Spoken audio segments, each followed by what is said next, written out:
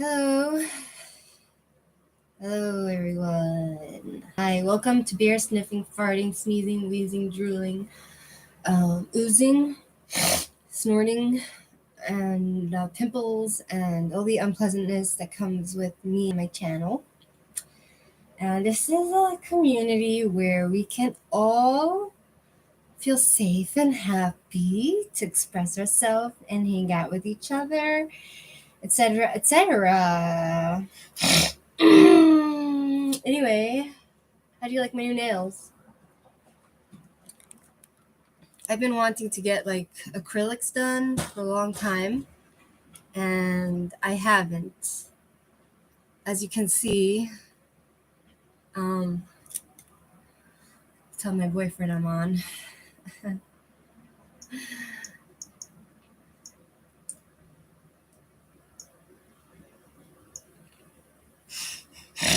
Excuse me.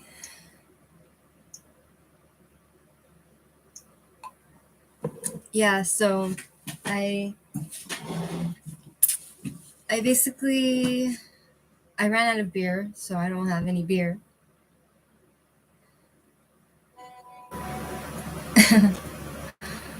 I'm always thinking of you.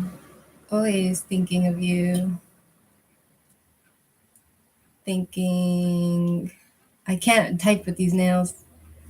Damn.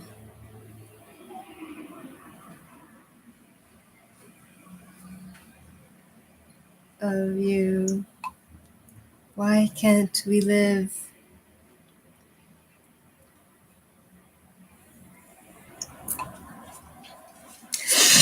Then I wouldn't be so desperate.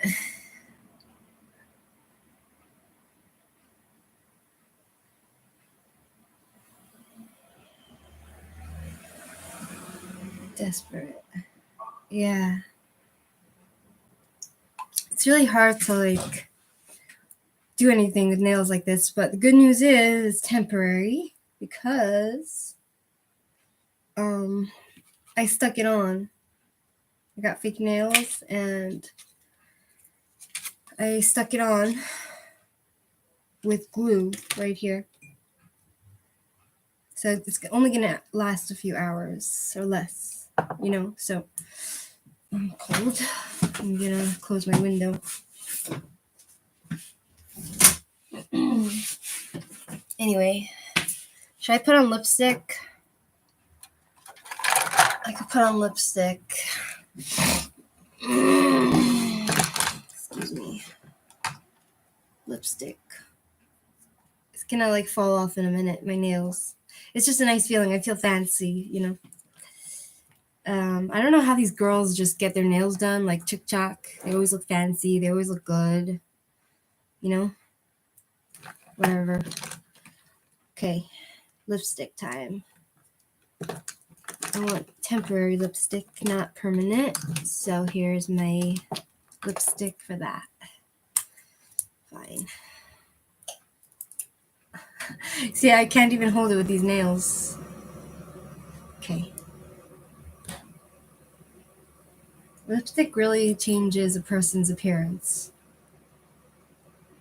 See? There you go. Now I look human.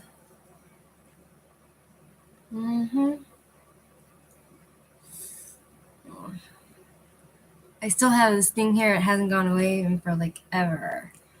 I'm thinking maybe I should just like put salt on it.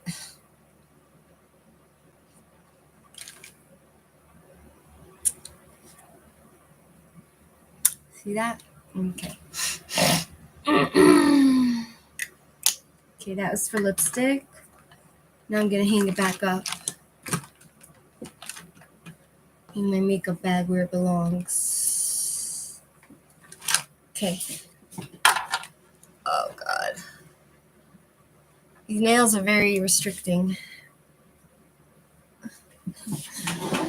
Okay. This light is kind of in my face. So. Alright. Let's see what's happening in the world. Should I get my mic?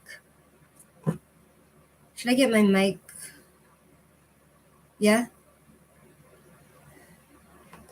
Let me get my mic so that you can hear me better.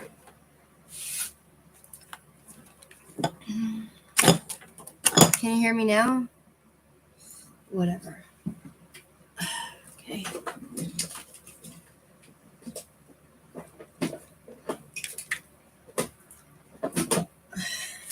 Here's my mic.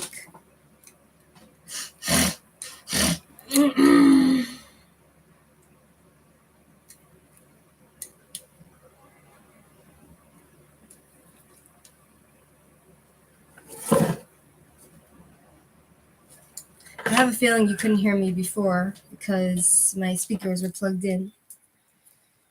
Now, I'm going to stick it in. Okay, mic in. Here we go. Okay, do you hear me now? There's no one there. Fine, do you hear me? All right, we're going to be talking about everything that's going on in the world. Okay, so we have here four of Boris Johnson's key aides quit, marking latest blow for the UK Prime Minister. So he's not doing too well. He'll probably get kicked out soon. Xi's Olympic guest lists heavy on strongman autocrats. Okay, so UK virginity test ban opens historical wounds. I wonder what that's about. Like, there's such a thing as a virginity test? UK government bans virginity testing, but has still not apologized for past abuses on immigrants. It's an ongoing story, basically. Exit this thingy. Gosh, exit it. Can't do anything with these fingers. How can I? Okay, last week the British government added a clause to its health and care bill that would make hymenoplasty or virginity repair surgery illegal in England and Wales. So there was like a certain surgery that was considered like you had to. People would get this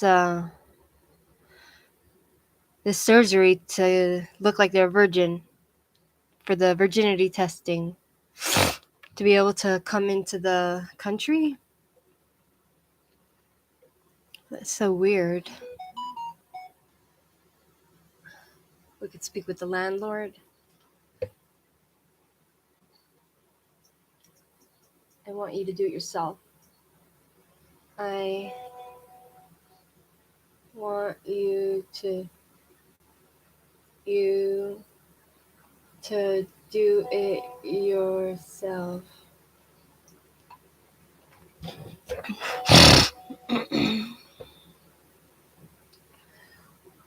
You know you'll never do that. So why don't you just like... You're not moving out of your house for another 7 months. You know that. Okay, so according to Global Health, whatever, virginity testing involves visual inspection of the hymenal membrane by a medical professional. In some cases, the examination includes a 2-finger test to assess the size of the vaginal opening. That's like a real violation of females. Studies have shown no test or exam can reliably and accurately determine whether a woman has had sex, and the idea of such a test is largely sexist. In fact, the practice doctors believe is based on a misunderstanding of the female body and outdated notion of purity, which I agree with. The member of the British Parliament who proposed the changes to the law spoke of being tipped over the edge after a radio story almost 2 years ago made him aware of these two inextricably linked practices that predominantly affect immigrant women in the United Kingdom. I couldn't believe it was still happening or that nobody had taken it up, this guy said, because he's trying to change the law. A government spokesperson told CNN that the amendments were evident of a commitment to safeguard all women and break down pervasive myths surrounding virginity and a woman's sexuality. I don't even get what's the whole point of this. The UK Home Office tested women as a means of immigration control, and for this, a formal apology has never been issued. What does virginity have to do with being allowed to come into the country? That's what I'm trying to understand.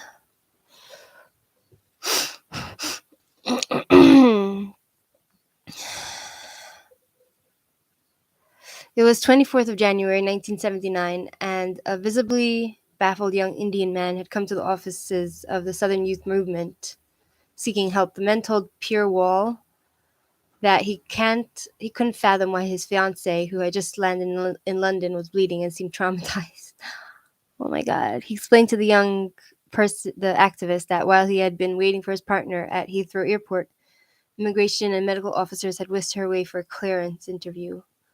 Like, what does that have to do with anything? Like, what does someone's sexual virginity have to do with coming into the country? Hi, Reese Ford.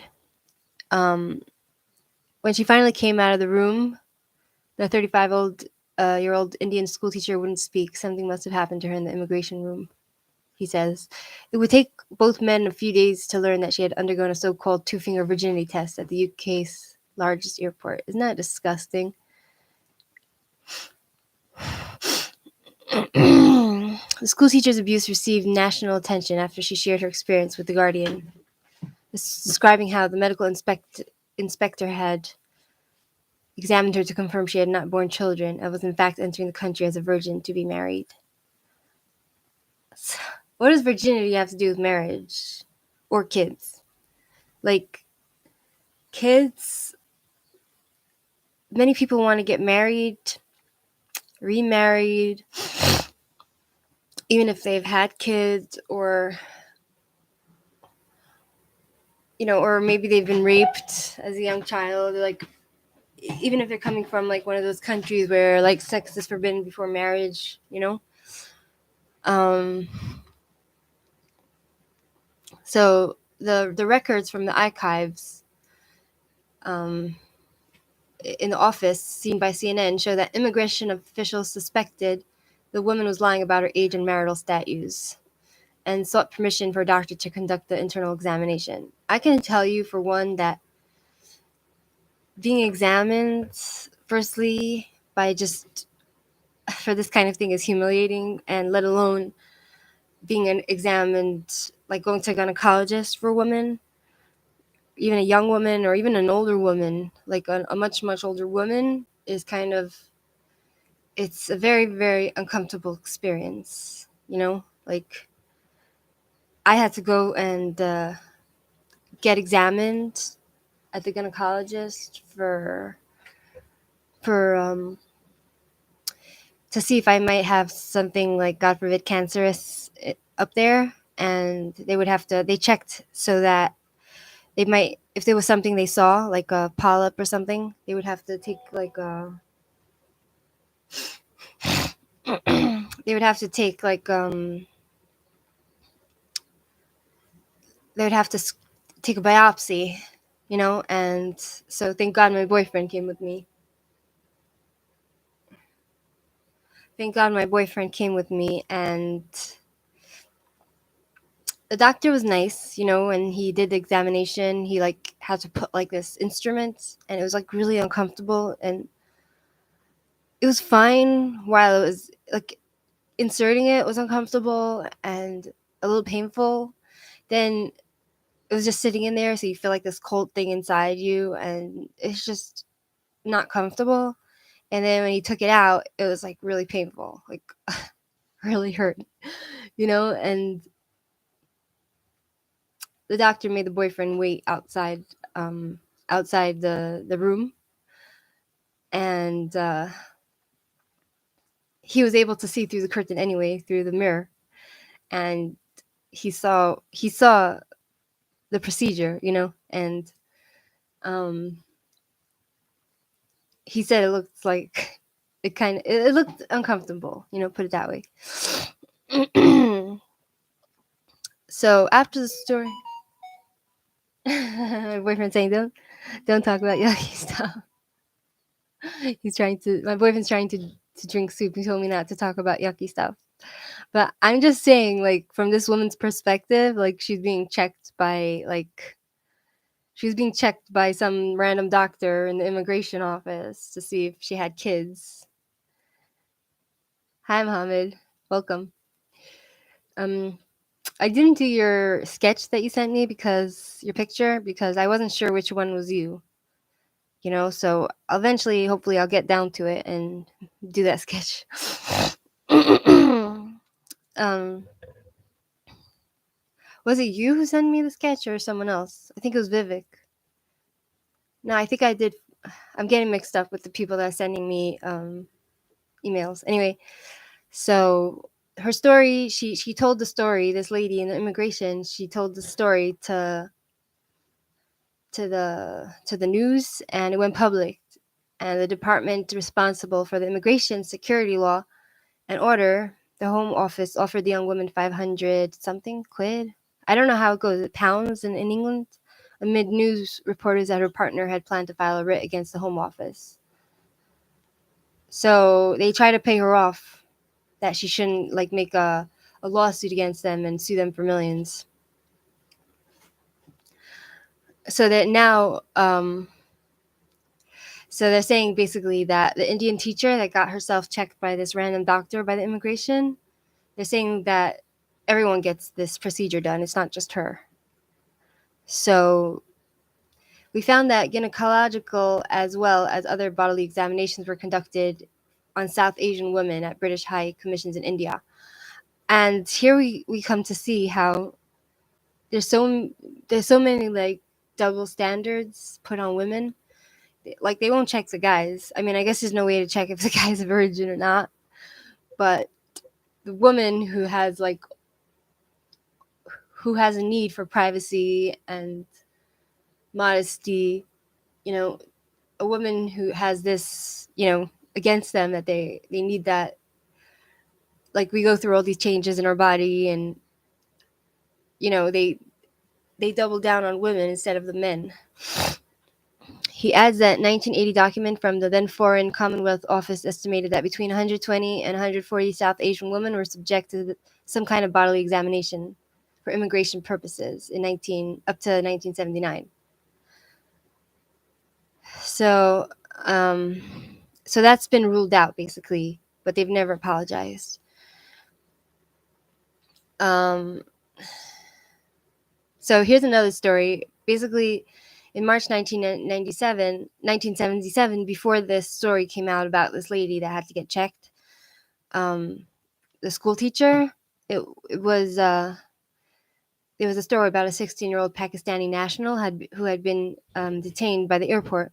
The girl landed in Heathrow, decked up in full bridal wear, so she was going to get married. I don't know why people come to the country to get married. I'm not sure what's the point of that. You know what I mean? Why do they have to dress like a bride and in order to come into the country? And she was anticipating her wedding to her fiance. And this guy, he's telling the story. He's like a writer. The young woman described to the reporter how she'd undergone a mandated sexual examination intended to prove that she was younger than she had claimed. So here we see hi, Brody. No, don't worry, Brody. I feel like a lot of people think they're uglier than they actually are. You're kind of cute looking, Charm, and looks is not beauty's in the eyes of the beholder. You know what I mean? So I thought you're kind of cute in your own way. So here we see that she was this girl. They don't want you to be above a certain age that you say or below a certain age that you say. So this girl said she was 16. So they wanted to check that she wasn't younger than that, because then she would be forbidden from getting married, I guess, and coming into the country. So Wilson says that the girl had told her that there'd been two men, one of them white, the other spoke Urdu and was probably from Pakistan. The examiner had alleged that she was not yet 16, and as a result, she was deported back to Pakistan. Wilson recounts after other harrowing stories, such as that of a heavily pregnant 18-year-old from Mumbai who came to the UK following an arranged marriage. We can't help Janitika. Always 80%. There's nothing wrong with your nose, you know? Anyway, one of the doctors said that if a guy has a very small nose, like a surgeon, his name is plastic surgeon. His name is I forget his name. He says that a man, you can know how big a man's penis is by their nose. Like if they have like a short nose, they could be like a very large man but have like a short nose, and that means they have a small penis. And if a guy has a very long nose and big nose, it means that he probably has a very large penis. Hi Zenny. Yadattacharya. We're talking about stories now. So I don't know, it's none of my business, Birdie, but no need to feel bad. Anyway, so this lady, she's pregnant. She comes from Mumbai and for an arranged marriage. I don't know. I feel like the UK should ban arranged marriages, I guess. I don't know, but the couple were separated at Heathrow, with the woman being taken to Harmondsworth, where Wilson says she went into labor while being superficially examined by a doctor and a nurse. So the baby died because of the result of that and because of the delay getting her to the hospital. The loss of the child and the trauma caused were both direct results of the gendered abuse in British immigration customs. So the physical and psychological harm from these interventions have always been independently assessed. In 2015, the independent forensic expert group comprising preeminent independent health specialists who provide technical advice and expertise in cases where allegations of torture are made, including that virginity examinations are medically unreliable and have no clinical value or scientific value. Okay, so they're also saying that it's also like a form of state of rape. So it is a violation if you think about it. I feel like the only reason why a person would be checked vaginally is if, like there's a lot of people who are like drug addicts and stuff, or trying to sell, like drug traffickers, and they're trying to get into the country with drugs, so they'll put it up there, or they'll put it anally, or they'll kind of swallow it and throw it up after, but otherwise, like, it's a violation. So the rationale of the British government, Singe believes, was that if a married woman had an intact perceived hymen, because the idea that the hymen completely covers the vaginal open until it is broken during intercourse is a misconception. It's true, because a lot of women, they don't have the hymen because either from working very hard or doing exercise or riding a horse, it could get broken, or using tampons or any of that stuff, So, or the older you get, doesn't mean you'll have it intact. So, this was proof that her marriage was a sham. If an unmarried woman's hymen was concluded to be intact following the examination, immigration officials thought it must be she was already married. What? That's so weird. That's weird. Why doesn't it go up? So it looks like they banned that ridiculous immigration law. My cousin is a Border Patrol guard in Arizona, and he's seen people try to smuggle drugs in every human hole. It's true. Yeah, if you watch any like documentaries, it's like really scary and gross.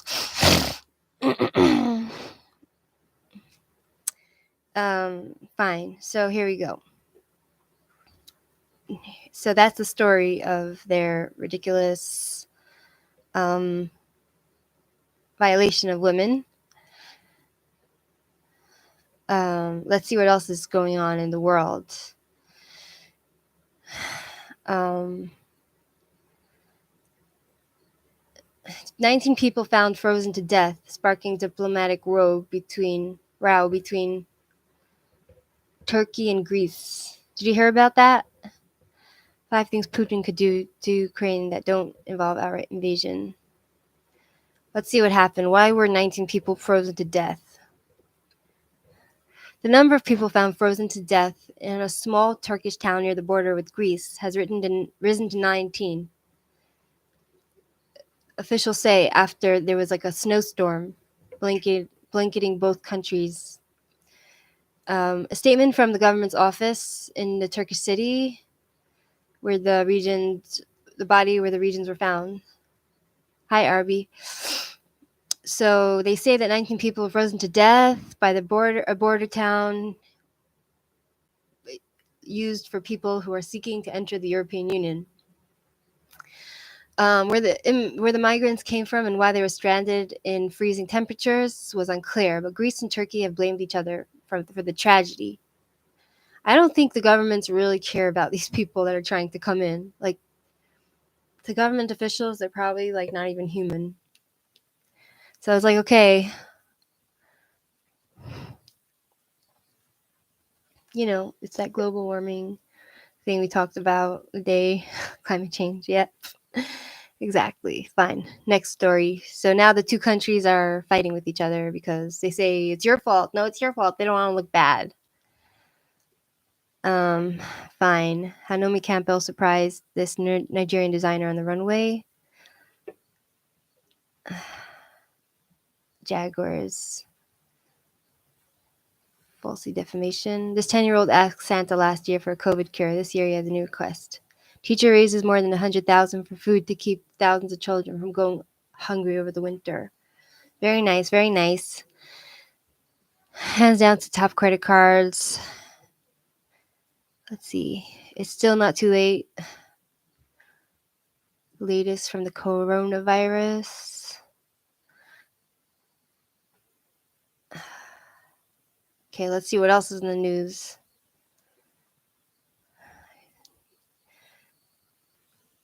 Okay, fine. Now, Afghan universities reopened to female students, but with strict rules on mixing. So, it looks like Afghanistan will let women go to university. Wow, that's a step up.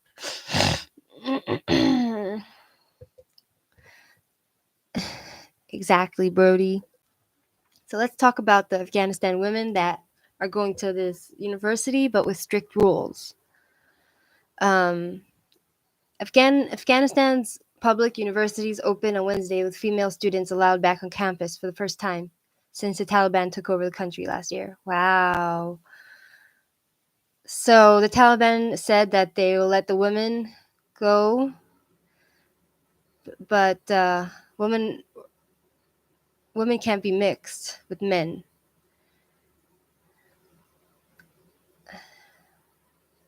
Okay, so a female medical student at the university who asked not to be named for security reasons, because of course, if the Taliban, they don't care for life, so if a student is speaking out, they can get killed. So he said classes have been split by gender, but it was not clear if women could be taught by male lecturers or interact with male students outside the classroom.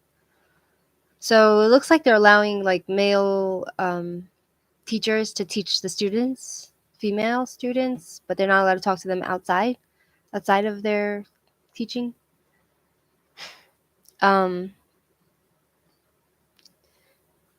So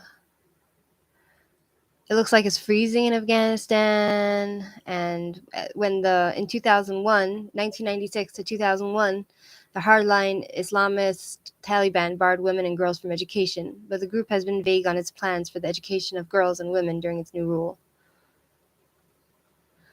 This is what really pisses me off about the USA. You got people over here thinking they're oppressed and fighting for oppression when they do nothing to help. Go to countries like Afghanistan if you want oppression. Exactly. That's what I say too. Some private universities have reopened. but in many cases, female students have not been able to return to class. In many provinces, girls have still not been allowed to return to high school. So they don't want the women to go to school. So, wow. I'm actually shocked that CNN reports these stories because they're supposedly like very anti-American. Here we have a Congolese man beaten to death in Brazil over unpaid wages. Let's see. Hmm.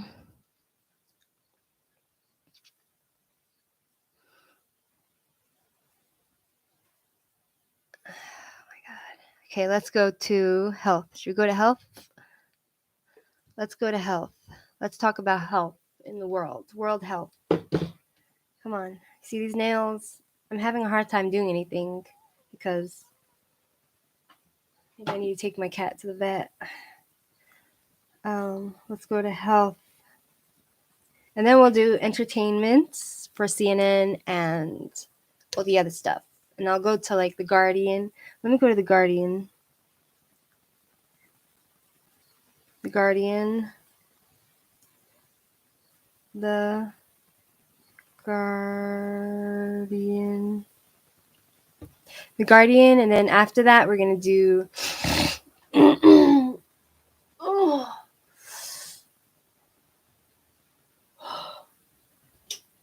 And then after, we're going to go to the Daily Mail. The Daily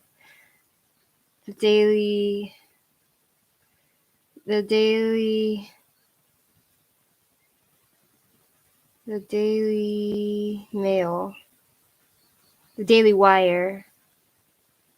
It's more conservative. Okay.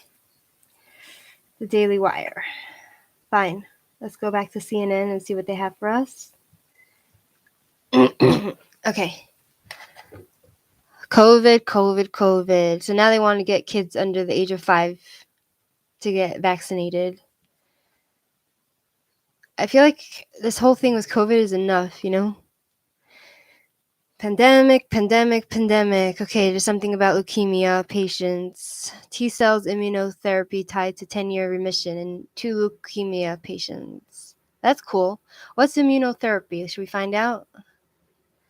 Immunotherapy. Immunotherapy.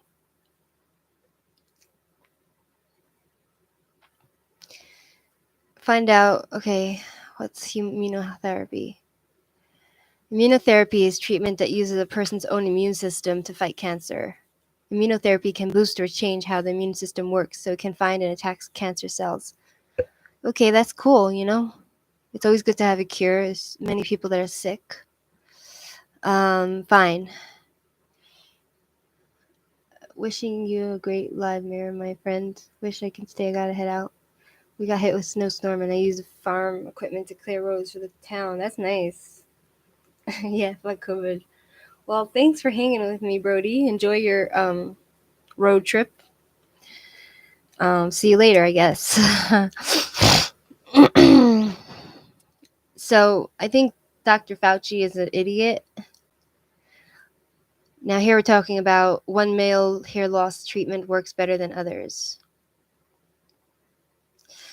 When can children younger than 5 get vaccinated? Using melatonin for sleep is on the rise. So it looks like there's potential harm to taking too much melatonin for sleep, even though I take it sometimes when I can't sleep, you know. And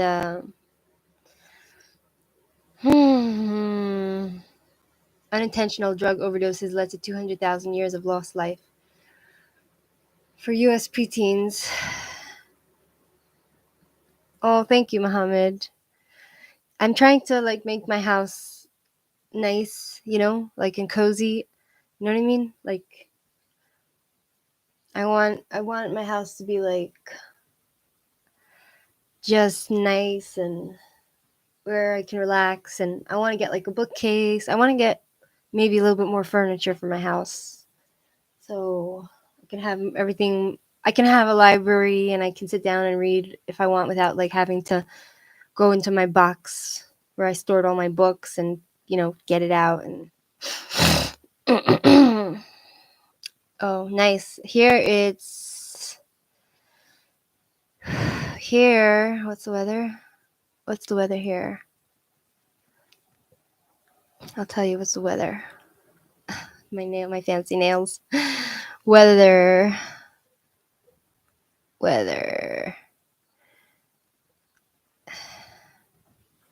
Let's see. What's the weather in Jerusalem?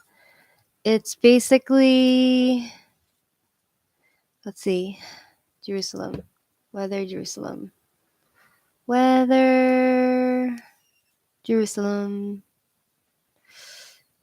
I don't know how women, when they have such long nails, like do anything. Let's see.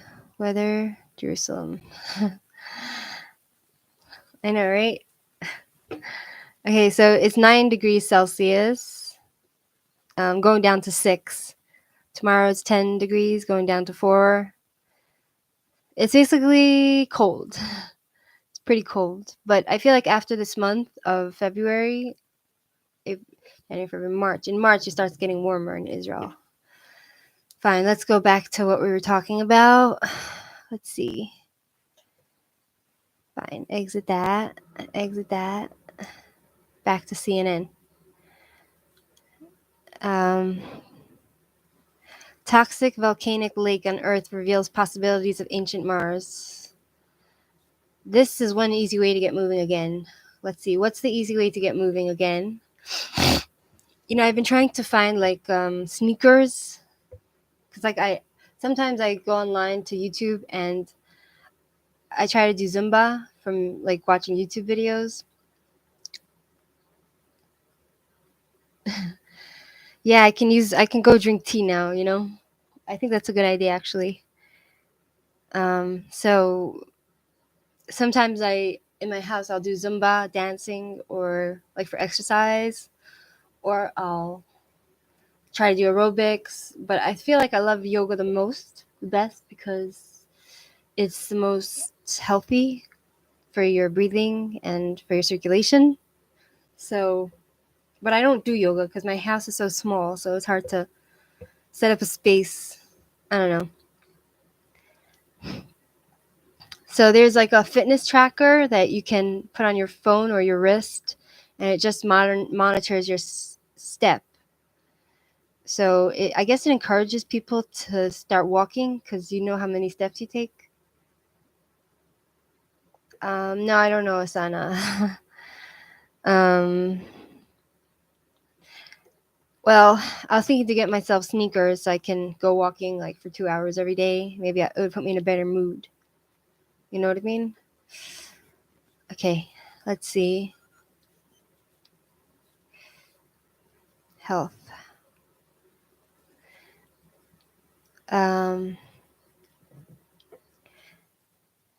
Theragun massage gun for you.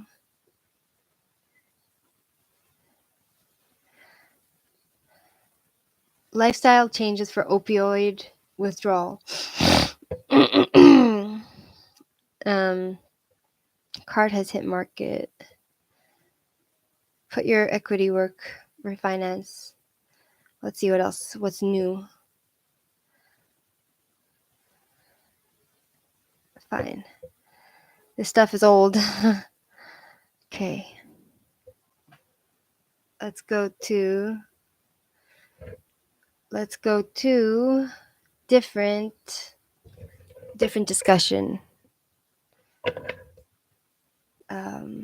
Entertainment. Let's go to entertainment, see what's going on with the entertainment industry. Right?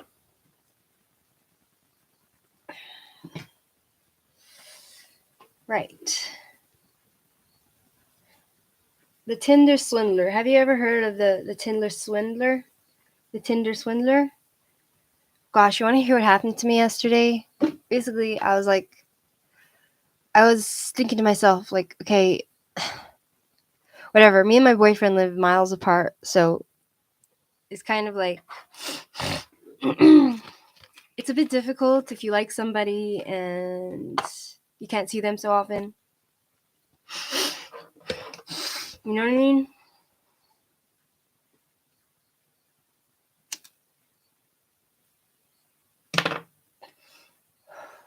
Especially if you live alone in a country and you don't have many friends or a job. So, what was I trying to say? Basically, yes, I was like, okay, I don't see my boyfriend so often, and because we live in different towns, and I was feeling lonely, you know. So I was looking on Facebook for like Israeli people who sell small dogs, because most of the bigger dogs are in need of adoption homes, and if you're trying to adopt a dog, you can't really adopt a small dog. They don't really have small dogs for adoption unless they're like really old and dying, you know. So I sent messages to a few people on Facebook.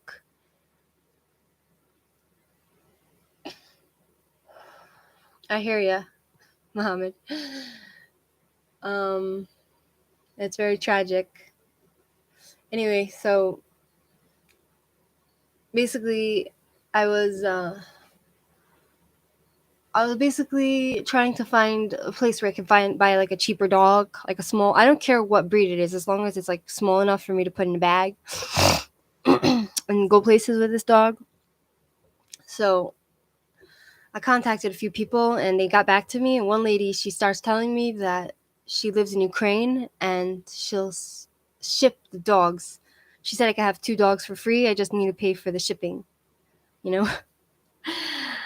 So suddenly alarm bells is going off in my head, you know, like ding, ding, ding. It's probably a scam, you know, like you give them all your information and then you give them the money and then they never ship it to you. And then she starts getting really pushy about it, you know, this lady. Like she was trying to scam me into getting no, like I think she just wanted to take my money and send me nothing. So yeah, that was one experience, you know. Like if you don't have like a good self-esteem or like you're afraid to say no, then you can easily get drawn into the scam and just give them the money because you can't say no. You know what I mean? So um yeah, I guess that's because I was talking about the Tinder crime I just see here, right? So it just came into my mind what happened to me yesterday. So here's the Tinder swindler is the most kind of true crime that mostly just steals your time. Fine, let's hear what they have to say about being scammed on Tinder. Should we talk about that? So the Tinder swindler has the feel of those documentaries that investigate discovery. Seems to churn out a breakneck pace.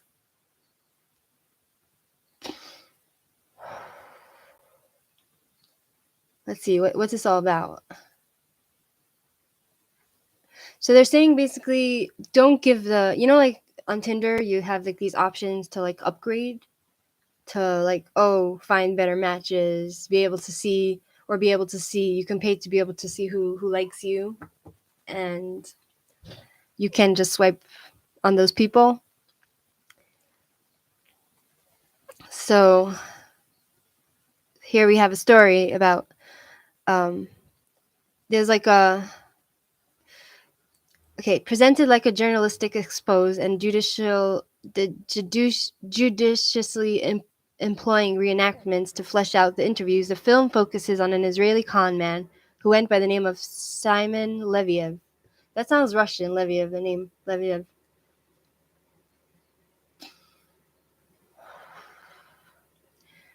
He presented himself as the heir to a jewelry fortune.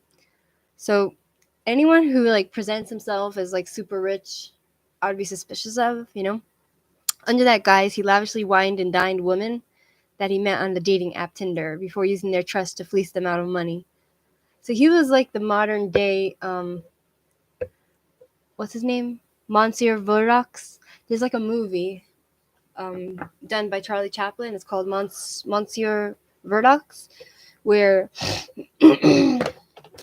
where he basically gets all these women to fall in love with him. He marries them like rich women, and he kills them and takes their money and their family and everything. And it's the most. I've mentioned this before. It's the most creepiest. I couldn't watch it because he does such a good act on being creepy that it's like a nightmare. You know, if you're looking for horror, it's not like one of the modern day movies where it's like everything's overreacted and you know with all the technology and everything, but the acting and the storyline and everything is just so creepy and so scary and it's like a nightmare. So I wasn't able to watch it because I was too scared. I like half hour into it, I couldn't. I just like I could watch crime shows. I can watch. I have a limit, you know, like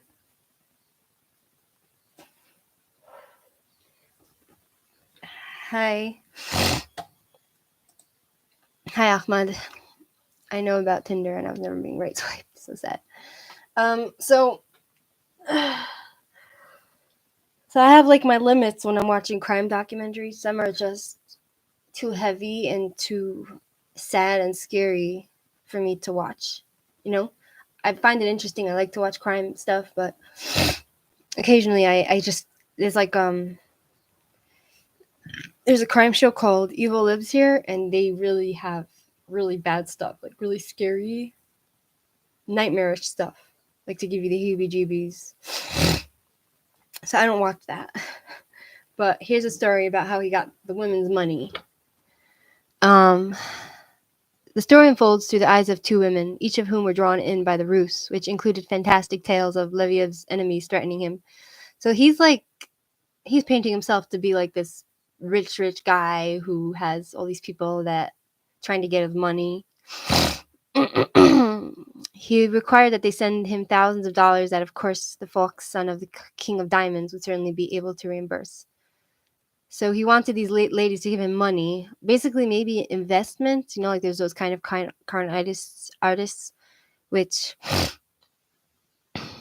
you know tell you to invest in them, and then with the promise of the investment growing and them getting much more money, but in the end, it's just a ruse, and they just take your money and run.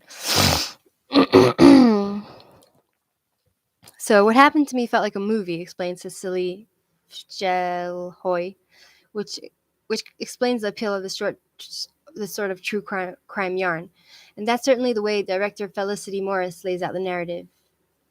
In days of yore, the Lifetime version would have probably starred Rob Lowe. Okay. Still, there's a repetitive quality to the tales of betrayal, which isn't completely overcome by the cathartic twist in the story, which saw women who were beguiled by the deception team up in order to pursue a measure of justice. As noticed, this is hardly a new framework for the documentary format. So,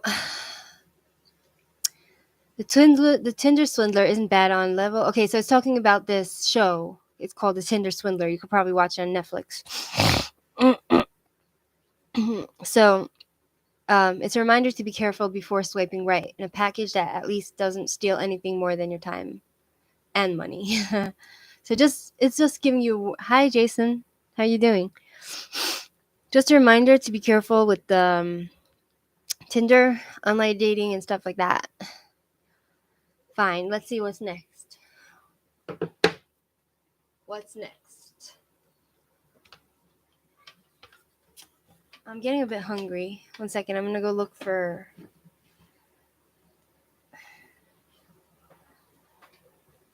Let me go look for something to eat. I didn't do shopping for a couple of days, so you know what I'm gonna do? I'm gonna take out the fish. I'm gonna take out fish to cook. I'm gonna take out fish to cook.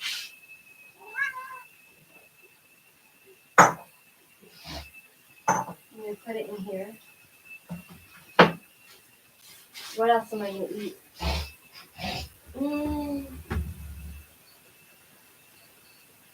What else is there to eat? I'm hungry.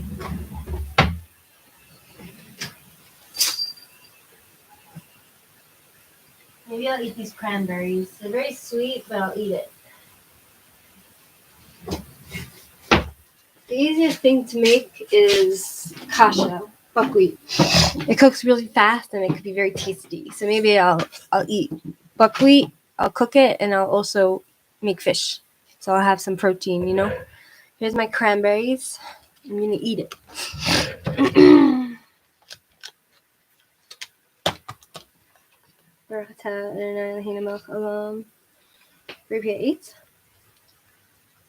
Yummy. Yum, yum. Delicious. Anyway, fine, let's see what's next.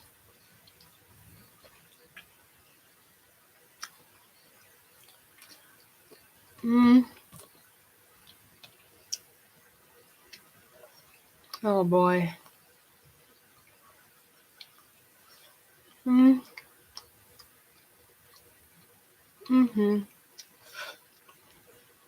Four arrested in connection with the overdose death of an actor called Michael K. Williams. Okay, let's talk about this, okay? 1 second. I need to eat this because I'm hungry. Gosh. If I would get acrylic nails, I wouldn't get it this long. I would get shorter because it's really hard to work with these kind of nails so long. Eat, to do anything, you know, like it kind of reminds me, you know, those ladies that like have hi honey. It reminds me of those ladies that have like really long nails. Kind of reminds me of the movie that Johnny Depp played in called The Scissor Man. It's basically a movie about how Johnny Depp, who plays the Scissor Man, he has scissors for hands. So those ladies that they have these like long nails, like everything they do is kind of like, it's like you can't touch them, you'll get like scratched or damaged in some way, you know what I mean? That's how I feel right now. Hi, Love from Merlin. Thanks for joining. I'm eating cranberries. I'm hungry. You know what I found interesting? Like, you know, I feel like everyone's fear in this lifetime is the fear of losing your teeth. And I've always been afraid of that. My boyfriend's afraid of that. I think most of humanity is afraid to lose their teeth. You know what I mean? Because then you look like, you can't eat and it's painful and you look like a scary person, you know? And no one wants to go near you because they're like, oh my god, who's this person with no teeth? But I saw this girl. She lost her teeth when she was like 20. I saw her on TikTok. And she has like some sort of genetic condition which all her teeth just break up and fall out. So she basically got all her remaining teeth out, and now she wears dentures. She's a very beautiful woman, but I feel like when you see a woman like that, a girl, you know, who has to face that challenge of wearing dentures, like someone who's like 80, and you see her, how she handles it, and she puts them in her mouth, and she looks amazing in those teeth, you know? It's like a transformation from her horrible teeth that were falling out, plus like having no teeth, to like she takes it out and puts it in, and she looks really good. her boyfriend is supportive, and like, what was my thought? It was that she advertises now, like, her losing teeth made her kind of famous in a way, because people can relate to that kind of fear of losing your teeth at such a young age or at any age. After watching her, I was like, oh, so there's that option. Even if you're young and you lose all your teeth, there's that option. You don't need to feel so bad about it, you know? Then there's that option of, there's another lady that lost all her teeth because she had babies, and she got implants, like a few magnets implants, and basically you just stick it in, and it's like a magnet, so it sticks to her gums. I'm sure it's not the most comfortable, but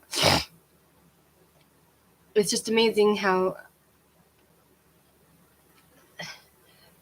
it's kind of making it less scary for people, you know what I mean? And I think it's nice for them to show their struggle.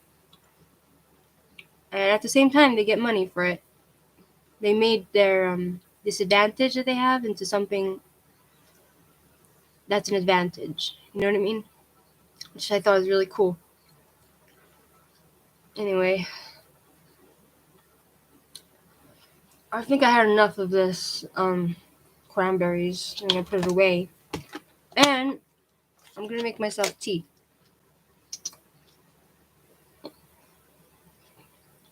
If you want to see me make myself tea, here, I'll show you. I'm gonna go and make myself tea.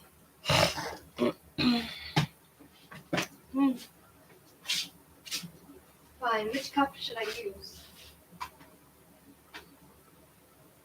Which cup should I use? I'm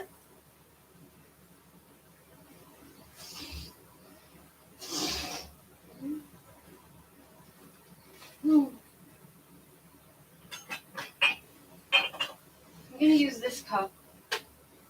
See? What I'm gonna do is I'm going to take this tea. I love this tea. See this tea?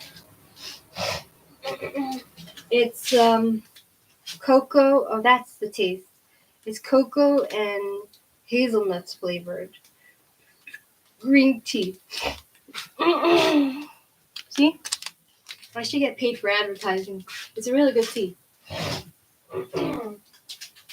See, I'm gonna open it with my nails, it's really hard to open it. See, with my nails, I have to open it. I don't know how ladies do this with long nails, like opening anything with their. How am I supposed to do this?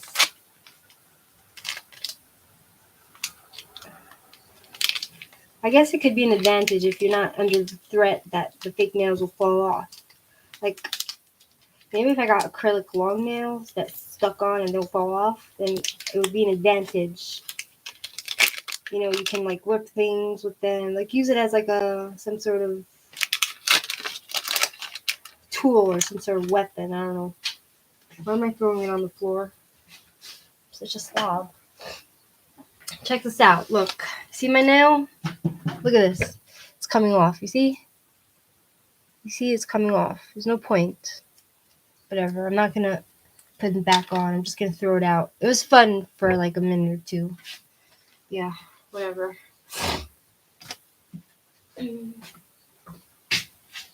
So, I'm going to put the Demerara sugar in my tea.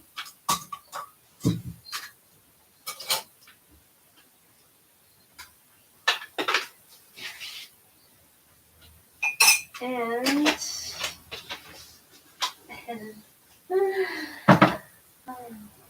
lemon. I like lemon in my tea. See? I bought this lemon juice. You see? 100% lemon juice. So instead of having to cut up like real lemons because I run out of them so fast, I just pour this in my tea. I like a lot of lemon. Problem is that it's so acidic, so it hurts my teeth sometimes. The acid. So now I'm ready. I'm gonna pour it like that. Mix it. Well, honey, why are you crying? Basically, oh my god, I had such a strange experience this morning. Not this morning, but this afternoon. Basically, what happened was what happened was my cats always want to go out. They're always crying by the door. They want to go in and out. They can't make up their mind. So basically, I came out of the shower and I would wrap the towel around me, and I went to let my cat out, and this religious guy is standing outside my door, and I let the cat out, and he's just standing there looking at me. So I was like, okay, I hope this guy, he looks weird, so I hope he doesn't do anything to my cat, because my cat's very friendly. So I just left the door open for a second to look, and my cat went outside, and I was like, okay, that's fine. And he's just standing there looking at me. So I just closed the door, and I feel like he was standing there for a while, just looking at my door, So I locked the door really quickly. Hi, Jenya. Lemon juice. It's pure lemon. It's not vinegar. Anyway, so you want to go out? 1 second. I'm going to let the cat out.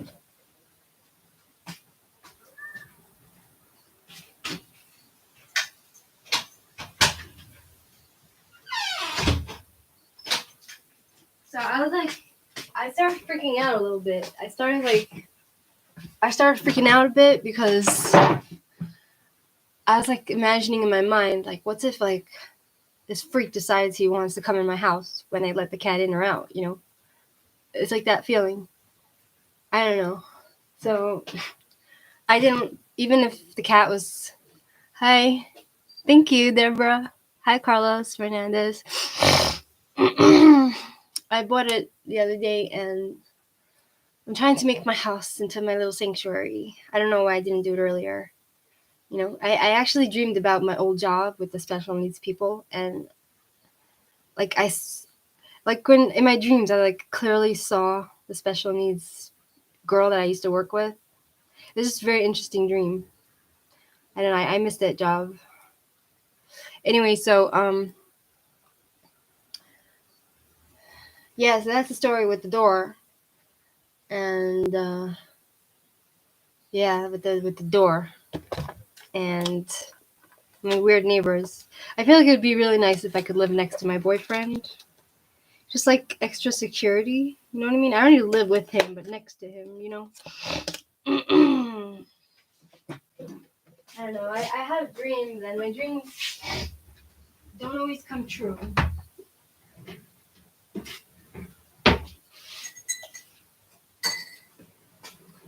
I have dreams. Hi, Shirley. Welcome. Thanks for joining.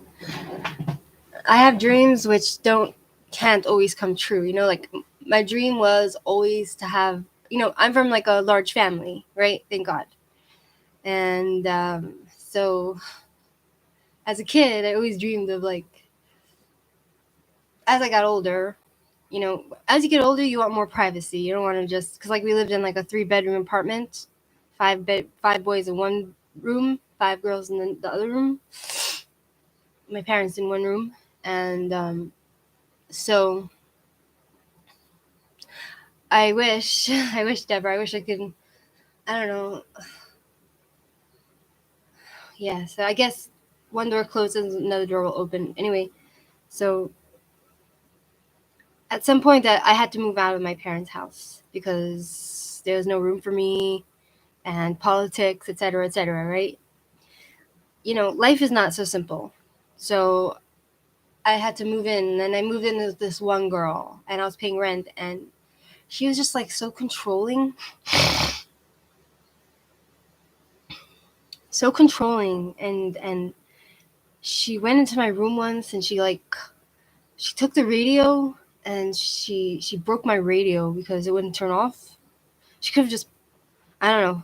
She broke my radio, and she would just like keep me up all night till like who knows what time, and I had work in the morning, and she was just very overbearing. So that was like one experience with one roommate, and like she had to have the house done her way. Like she was like really controlling. I couldn't handle it. Like I couldn't even. Yeah.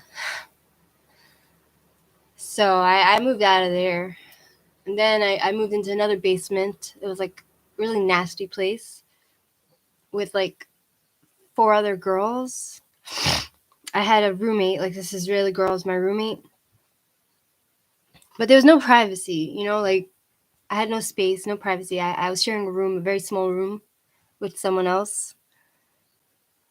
Yeah, and so there was other girls, there, and one girl. Like now that I'm thinking back, I'm thinking to myself, like I could have totally pressed charges against this one girl because basically, I could have pressed charges because um basically I went out with, there was one girl that was like a Marine. She was in the Marine Corps, and I don't know exactly how it works there, but she was very nice. And I went out with her to drink at a bar. And I got a bit tipsy, drunk. And when I get drunk, I don't harm anyone. I'm pretty, like, I could be really, really drunk and I'm sober, you know? Like, I still know what's happening, So, even to the point if I need to throw up, like, if I would get drunk, that's how it would be. So, I went out with her. We had a good time. I drank a bit, and then we came home to the place, the basement, and with the other roommates. And I was just acting tipsy and funny, and I was just like, I was trying to eat, like, they had this noodles. Someone gave me, like, one of the roommates gave me, like, their leftover noodles or something. I don't remember, but I tried to eat it, and I made a bit of a mess. Because I dropped it, and it was, like, all over the place. And so this one girl, she's Scorpio, and I don't like Scorpios generally because they're kind of, how do you say? Scorpios are very, I don't know. I don't like Scorpios, put it that way. Men or women. I feel like it's the worst zodiac sign out of all the zodiacs. So, this one girl, she didn't like that I was drunk. So she decided she's gonna clean my mess, right? So she takes like chlorine wipes, these wipes, disinfectant chlorine wipes, and she cleans a little bit of the mess, and then yeah, right, Shirley. So you know what I'm saying. So she takes those Clorox wipes and she starts smishing it in my face. Like she went and she took this chlorine, like she took advantage that I was like kind of tipsy, and she started like smishing it in my face. And I was like, after that I got into like a big fight with her, like when I was sober. And she started complaining that I was drunk and I was making a mess, and she started exaggerating the story to more than it was. Like I'm not the kind of person that harms anyone. I don't touch anyone. I don't. Fine, I was acting a bit funny and I couldn't eat properly because I was dizzy. And I said to her, like you're the one who attacked me. You're the one who kind of took the Clorox wipes, and they are great in bed, Scorpios, but that's about all that there is to them. No, they're not done. They're fake. See, it fell off. Deborah, look. Fell off. It's like I put it on with glue. I just like to have it on temporarily just to feel fancy. So now that I'm thinking back, that's like an assault, don't you think? Like to take Clorox wipe and smash it in my face, like smear it all over my face. Thanks, Shirley. Now I'm thinking back, I'm like, I could have totally like made a, I could have totally made, I could have totally made a complaint about her,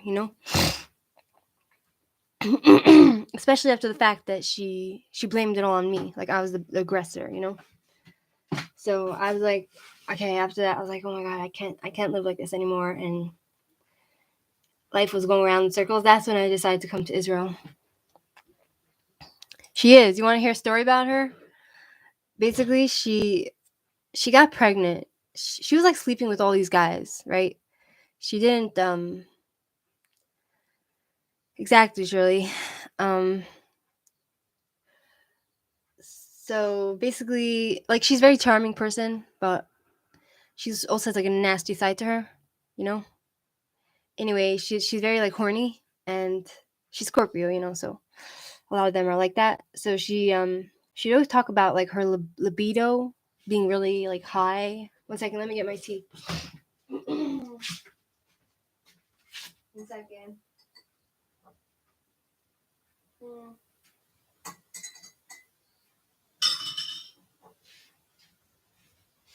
Get my tea. You like my tea? Yummy tea. I really like this tea. Anyway.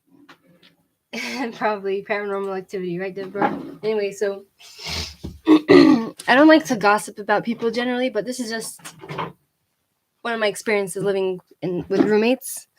So, basically, right. So, she was with like an Arab guy first. She was with an Arab guy, right? And the Arab guy, she wanted to marry him, and I feel like he just thought of her as like a slut. So they would get into these like huge fights, because like I feel like traditional Arab men, they want their women to be like either virgins or divorced but don't sleep around, so where they don't have sex till marriage,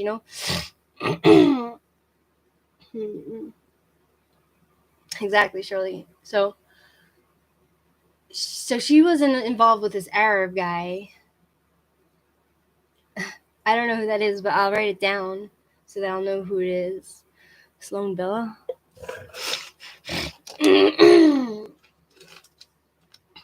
Sloan Bella. Anyway, so he didn't want her, so she would get all like angry at him because his parents didn't like her. His parents didn't like her, and like according to Arabic traditions, they're much more traditional. They're not like her, who's just like, she was like sleeping with everyone, So she was like, then she had a one night stand with this Israeli guy, and she got pregnant.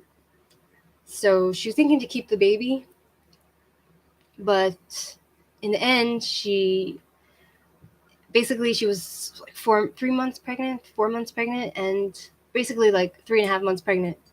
And the guy's brother, she went to the guy and she said, I'm pregnant with your baby, like, I'm going to want you to be involved, blah, blah, blah, or whatever. So the guy said, I'm not interested, get an abortion. And so she was already like 3.5 months pregnant. And this guy that she had one night stand with got his brother to come to her and threaten her that if she didn't get rid of the baby, he would kill her. So then there was like this whole thing because she wanted to get rid of the baby, right? But she had no support. No one was going to go with her. So a few of her close friends that were in the community, they said, okay, we'll come with you to the office because they didn't believe in abortion. So they said, we'll come with you to the office, but we're not going to come with you inside. We're not going to come with you inside to be with you while you get the abortion, because like they don't want to be in that place,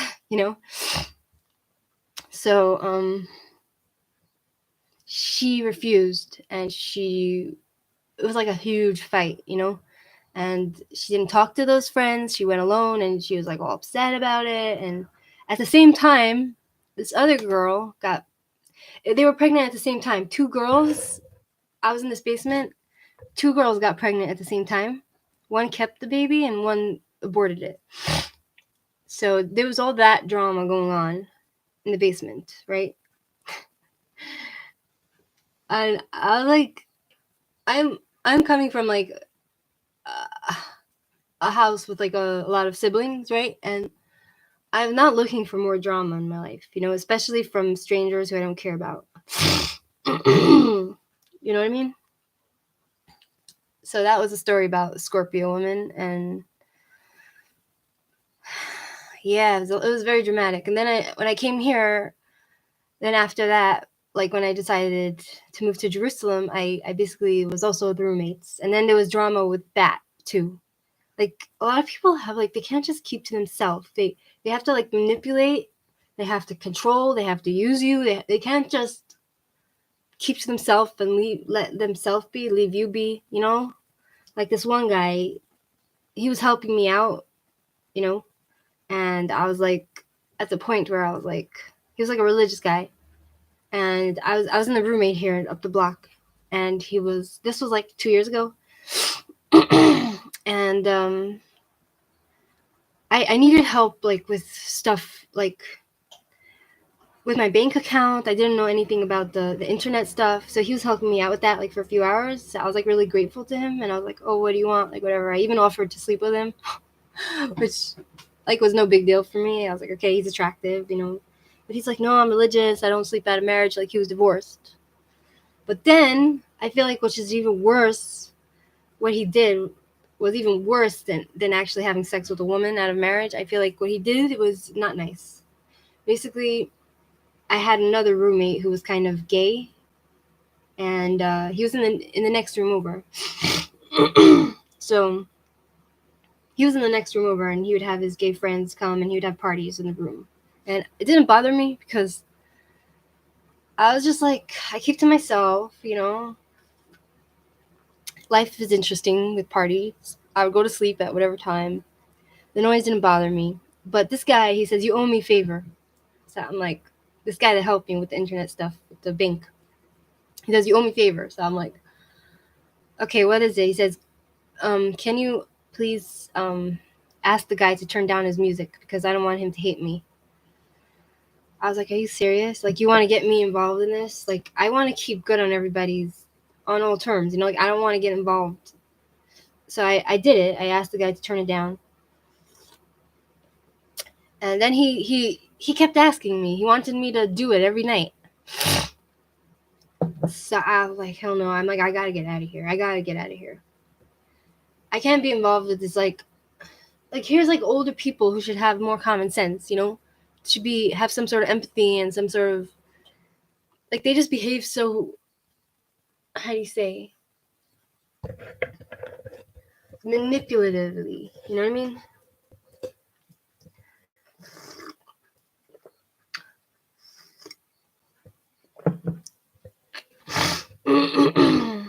Yeah, exactly, Shirley. I hear you. So after that, thank God, it was like by miracle, God's grace. I was looking on Facebook for like apartments in Jerusalem, and I had a job at the time, so I was able to pay the bills, and I had to show them like that I was working, and so I found this studio apartment.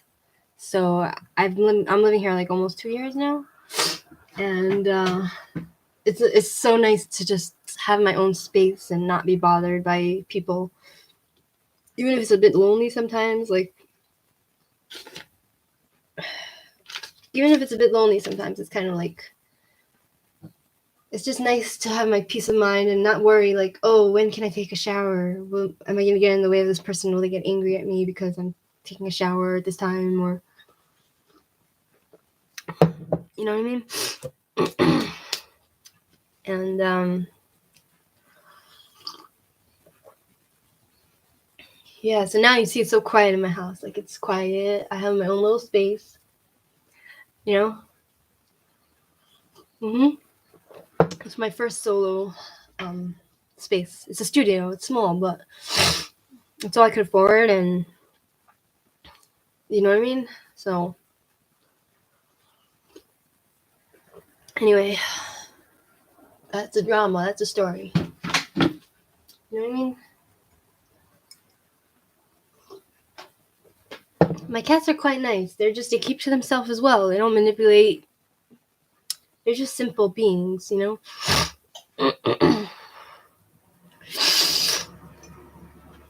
I'm used to like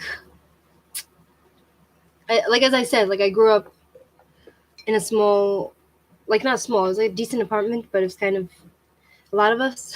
So I never had privacy really. It's like always like you go in the shower and then like someone needs the bathroom and then they're banging down your door. Get out! I need the bathroom. Or it's like me and another sibling doing two things at once. Like my sibling could be in the shower and like my sister could be in the shower and then I'll be like sitting shitting on the toilet, while she's showering. Do you know what I mean?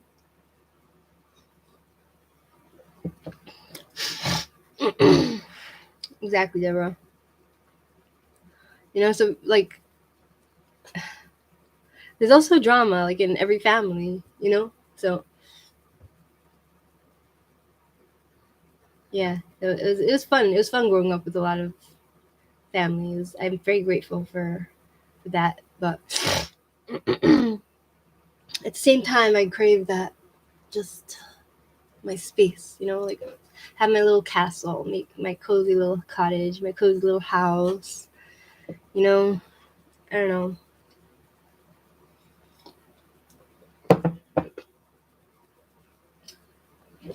A place where no one's gonna criticize me but myself.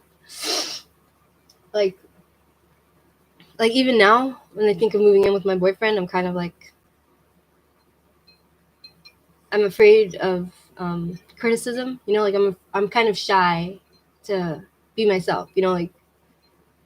Like if I'm gonna learn how to cook for him, make him food, it's kind of gonna be like I feel like it's gonna be really hard for me because I don't know how to cook. I feel like it's a personal thing. It's kind of like it's a work of art. It's like it's coming from you when you cook. I guess that's why they call it like food of love. Like when your mother gives you food, it's like kind of. But that's like how I feel about it. Like people are gonna judge you by your cooking. Like I don't know how to cook. I got like that thing here. It says never trust a skinny. Thanks, Deborah. That thing I'll show you. See? Look. It says never trust a skinny cook. Never trust a skinny cook. So I have it hanging in my kitchen. I saw it the other day and I was like, I have to get this because I'm skinny and I don't cook. Or I don't know how to cook. So my food, like I always joked when I was younger. I always told my father, like, if I ever get married or have a boyfriend or whatever, I'm gonna feed him like kasha pudding, which is it's like buckwheat, and I would just like it's like a joke because it's like it would be really nasty, and I would feed it to him. That would be his only food he would get from me because I don't know how to make anything else. It's funny because you're in culinary school. That's cool. First of all, it's cool that you have that interest to cook. Second of all, I don't have an interest in cooking. I'm like my mother. Like my other sisters, Rivka, Mashka, Bolga, they all know how to cook. They're really good at cooking and they feed their husbands really nicely and they just know how to cook, even though like my mother never she would always be irritated if we came into the kitchen because she's trying to get things done and we're just in the way. And my mother herself doesn't know how to cook. Like she makes very simple stuff. So I don't know how to cook and I have no interest in it. And my mother never had interest in cooking either. It's funny, Shirley. You're a great cook. That's nice. But I don't know, like these people, they love to sit in the kitchen and cook and clean. And I'm just like, it's so boring. I'd rather go read a book or watch some crime stuff or go out for a walk or I don't know, do other stuff than sit in the kitchen and cook. Like to me, it feels like a waste of time. You know what I mean? You know? Whatever.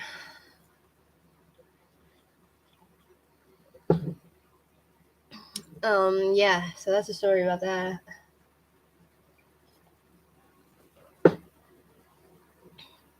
I eat to survive, you know?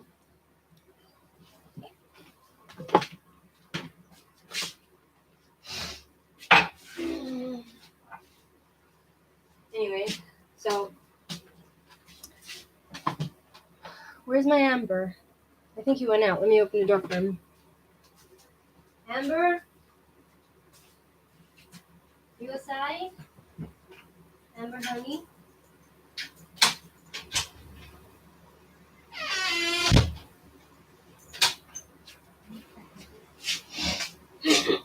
Amber's back. You know, I'd rather, like, I don't know, do something in art, you know, like paint, or I always loved art. I'd rather, like, I want to have, like, my own studio, but I can't have my studio for art in my studio where I live now. Because, exactly, Shirley, right? Go horseback riding. So, exactly, Deborah. So,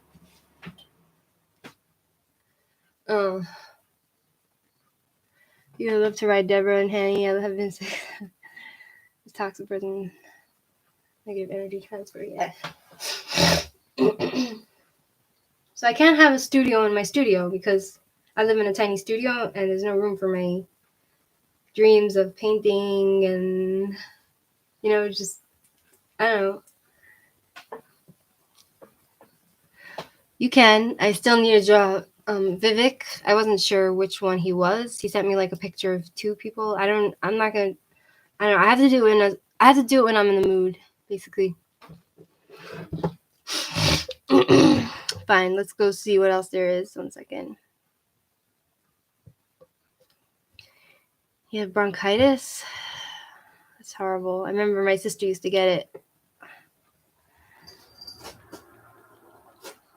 Okay, so here we're going to talk about there's 4 arrested in connection to overdose death of actor Michael K. Williams. I don't know who this is. Like, I'm not someone who grew up with movies and stuff. So 4 men have been arrested for allegedly being part of a drug trafficking organization that sold fentanyl-laced heroin to actor and producer Michael K. Williams, according to a press release from the United States Attorney Office of the Southern District of New York. Williams, best known for his role as Omar Little on HBO's The Wire, was found dead in September 2021 at his New York City apartment.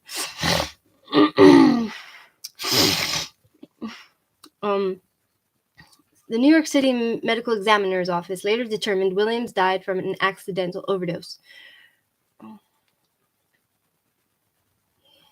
Irvin Cartagena, 39, Hector Robles, 57, Luis Cruz, 56, and Carlos Mackey, 70, were arrested on Tuesday and were each charged with conspiracy to distribute and possessed with intent to distribute fentanyl, analog fentanyl, and heroin, according to the court filings.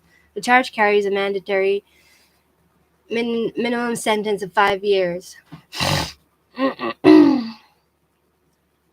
5 years in prison and a maximum sentence of 40 years. Hanny and Deb have another job interview yesterday, but they didn't offer me too much money, plus it's an hour drive away. Damn. Yeah, where they never helped me with this in the past. I'm trying to baking soda water to stop that. Oh, man. The 4 men allegedly continued selling fentanyl-laced heroin in Manhattan and Brooklyn, even after learning of Williams' death, according to prosecutors. Deadly opioids like fentanyl and heroin don't care about who you are or what you've accomplished, said U.S. Attorney Damian Williams in a statement. They just feed addiction and lead to tragedy. The Southern District of New York and our law enforcement partners will not give up. We will bring every tool to bear, and we will continue to hold accountable the dealers who push the poison, exploit addiction, and cause senseless death. Cartagena, who allegedly personally gave Michael K. Williams heroin laced with fentanyl and a fentanyl analog, is also charged with causing the actor's death and faces a minimum sentences of 20 years in prison and a maximum sentence of life in prison.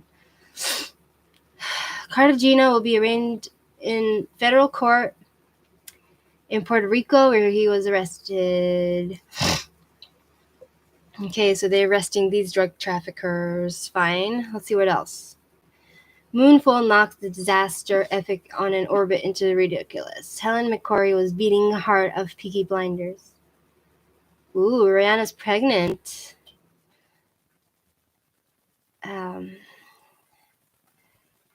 Adele to perform at the Brit Awards. Some fans prefer Las Vegas.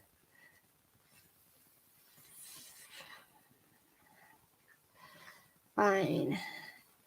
Chesley Christ's grandfather talks devastating news of her death. Okay, let's see what else is interesting. Oh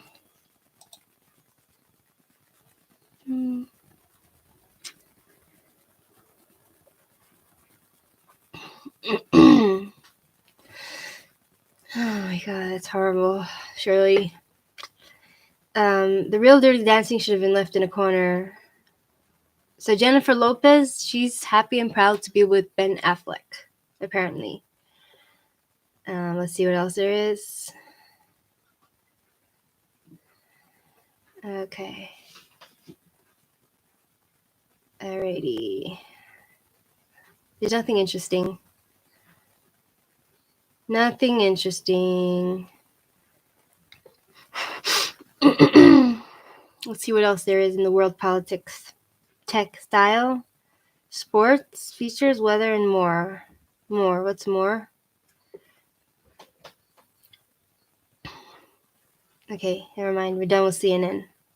Let's go to some other news station. The Daily Wire. Reporter shreds Biden's. I'm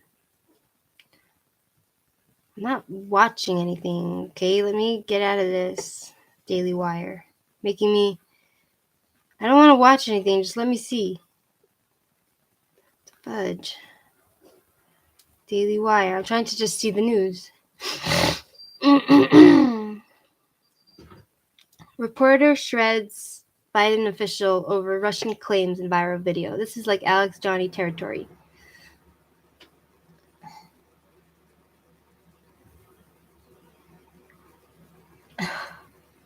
Gosh.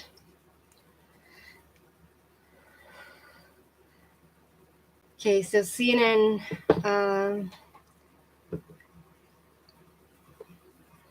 Alrighty. Politics.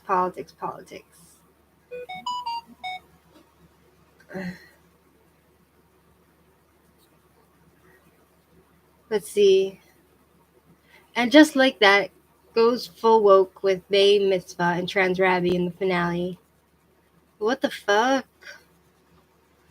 I don't know. I don't like when people mix in like all this perversion. Like, call it what you want, you know? Like, if people hear what I'm saying now, they're gonna think like, oh, I'm transphobic, which maybe I am. But don't mix your sexuality and all that stuff into religion.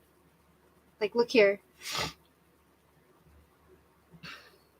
Look, it says, let's see what happens with this bat mitzvah trash stuff. Let me put on more lipstick. What Americans don't realize is that their woke agenda doesn't sit well with any other country on earth. Most countries are very conservative and actually not understanding of their ideology. How, Deborah? I know that I need to set a boundary myself.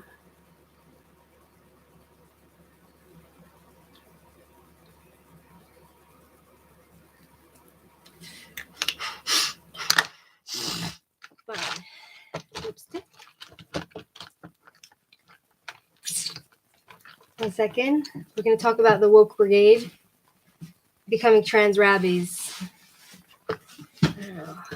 All these people that are trans, in my opinion, are mentally ill. Seriously, mentally ill. Anyway, there was no chance that the Sex and the City reboot would be anything but woke. Even back in 1998, when the HBO comedy premiered, it pushed to be as progressive as possible, though many details are considered highly offensive by today's standards. The SATC reboot, and just like that, premiered in 2021, which meant there had to be at least one LGBT-focused storyline included to make it culturally relevant. Writers did the series one better and included two. First, Miranda Hobbs, Cynthia Nixon, leaves her husband, Steve, to pursue a relationship with the self-described queer non-binary Mexican-Irish diva, podcaster Che Diaz, Sarah Ramirez. Next, Charlotte York Goldenblatt's Kristen Davis' daughter, Rose, decided she isn't a girl anymore. So they're trying to include all this woke crap into these movies. They're trying to make mental illness mainstream, like acceptable.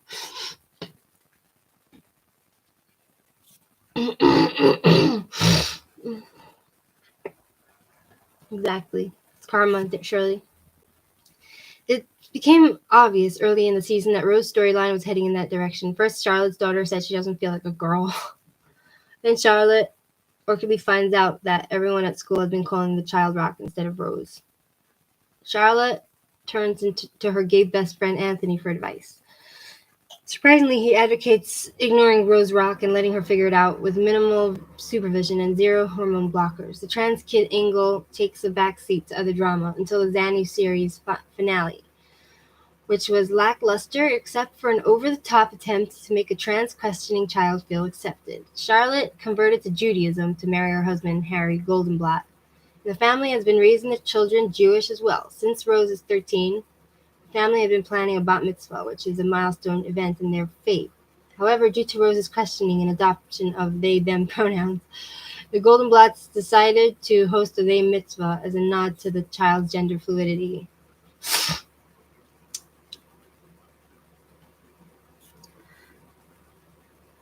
The whole thing gets exponentially more outlandish as the episode continues. The Goldenblatts supply rainbow-themed kippas and decorations for the party.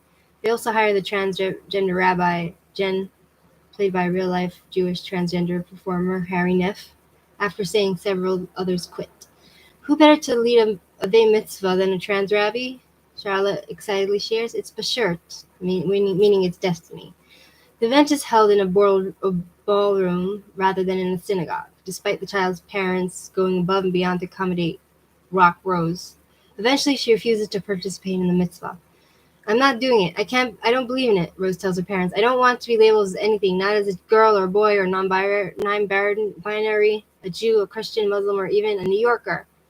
This last admission appears to be the most shocking of all for her parents. Charlotte first laments that she failed as a mom and as a Jew, but then in her typical glass half full way, she decides to make the best of the bad situation.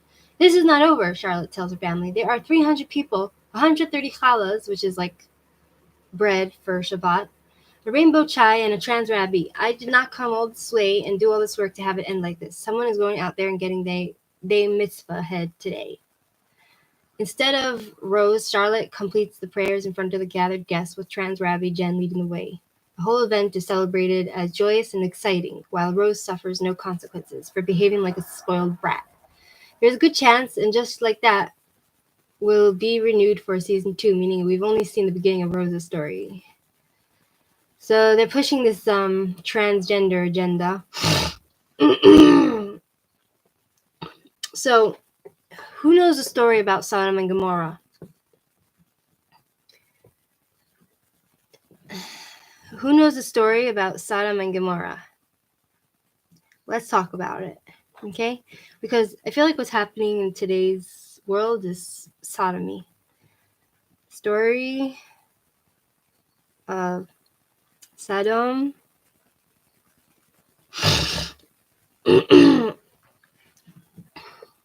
Gomorrah. Alrighty,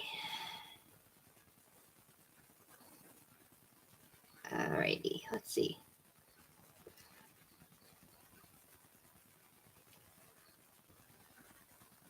Okay. Sodom and Gomorrah. Sodom, I think it's called Sodom and Gomorrah. Hi, the goat. Welcome. So in Genesis 19, God sends 2 angels disguised as men to Sodom, where the men of Sodom threaten to rape them. God then destroys the city with fire and brimstone. God had already decided to destroy the city prior to this incident. The men's aggressive actions are preceded by lavish displays of hospitality from Abraham and Sarah. And Lot. These preceding accounts place the focus on the men of Sodom's violent, disgraceful treatment of strangers. Same-sex rape was a common tactic of aggression and humiliation in the ancient world. Gang rape is completely different from relationships based on consent, much less mutuality and commitment. A parallel story in Judges 19 shows that the men of Sodom's actions were not connected to sexual orientation. So a lot of these men that have sex with other men, it's not because they were attracted to them. It was because it was done for violence and humiliation. And that's what happens like in prisons and stuff. Like they do it for domination, violations, and humiliations. That's what it's really all about. It's not about sexual preferences or attraction or romance.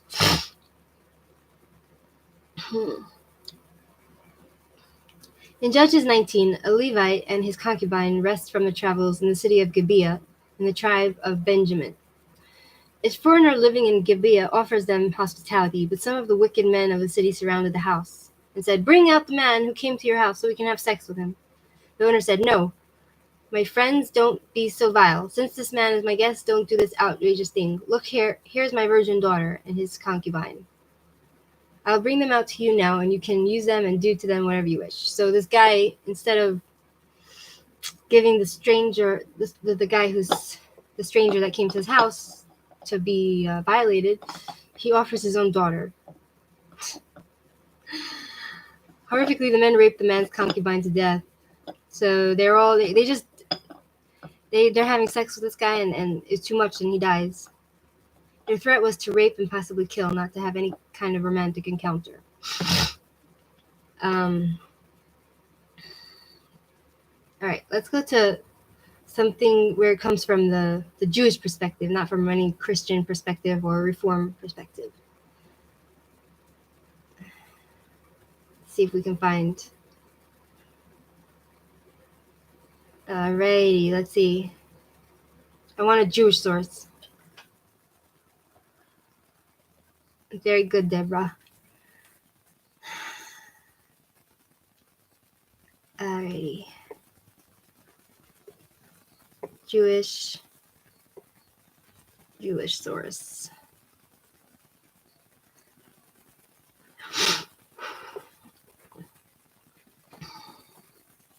Okay.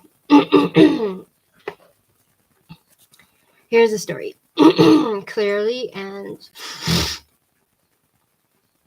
so the cities of Sodom and Gomorrah have come to epitomize moral depravity and cruelty. As we read in this Torah's portion, God's only recourse was to completely destroy them and their environments. Scripture is characteristically sparse when telling us of their failures, only saying that the people of Sodom were bad, sinning to God very much.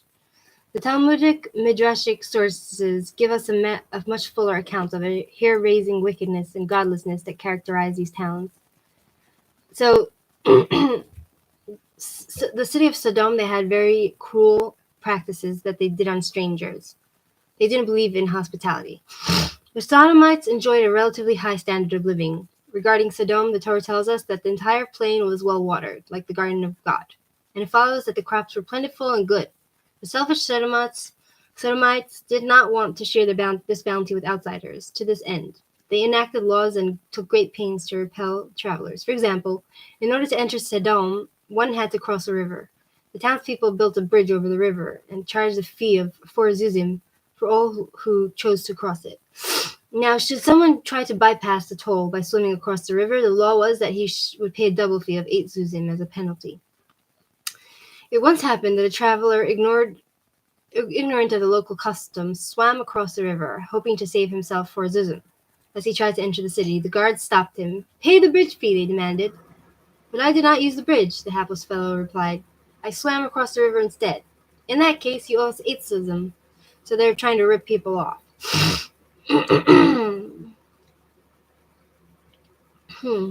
The stranger refused to pay the exorbitant fee, and the guards soundly beat him. When they finished with him, the wounded man dragged himself to the magistrate and demanded compensation for his suffering. The judge listened carefully to his tale of woe and then issued his verdict. "For having crossed the river, you owe 8 zuzim, as is the law. As to the beating, you must reward each of the fine gentlemen at the gate, because everyone knows the medical benefit of an occasional bloodletting." Can you imagine? So now they're making him pay the people that beat him because they're saying it's healthy that you got beaten. So because bloodletting is healthy. So that's how cruel they are. The Talmud does not tell us what happened next to the poor man. However, we hope that he left post haste, because an even worse fate awaited those who chose to remain. The thoughtful Sodomites provided guest houses in their city, each with beds of a single standard size. When a guest came looking for lodgings, they would make sure that the bed fit perfectly. If he was shorter than the bed, his host would stretch him out until he fit. Should he be too tall for the bed, they would hack off his feet. So the Sodomites were very kind people.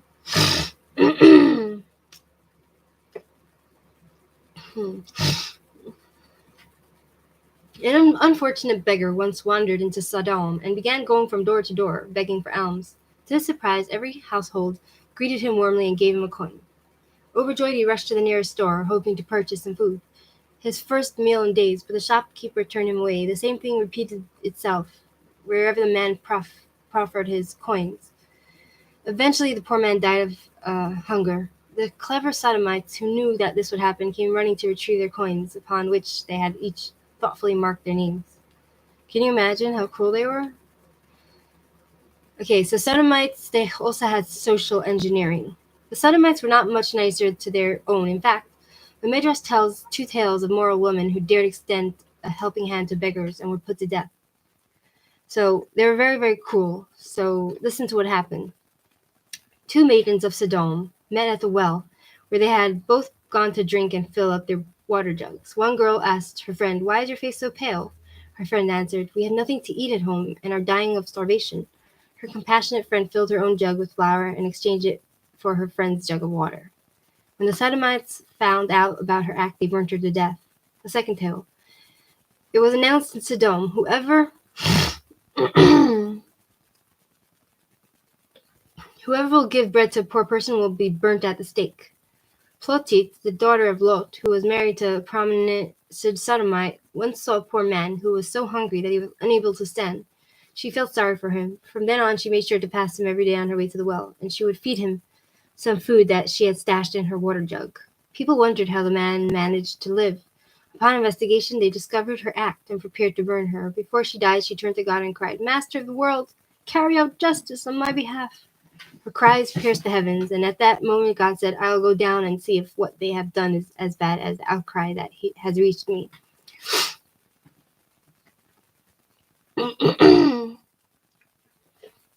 It's a lady I don't know in real life. I just know her. She has a channel on YouTube. The sins of the Sodomites stemmed from their intense selfishness, their unwillingness to part with anything they possessed. The sage of the Mishnah teach, one who says, "What is mine, and what is yours is yours." This is a median characteristic. Others say that this is the character of Sodom, that every man for himself attitude may seem harmless, but as these stories reveal, it can ultimately lead to true evil. Hi Barry. I majored in history at university, so I always find your historical lessons interesting. Thanks, Barry. Well, this doesn't even cover half of what the Sodomites did to people. Okay, so we know that they were selfish and fine.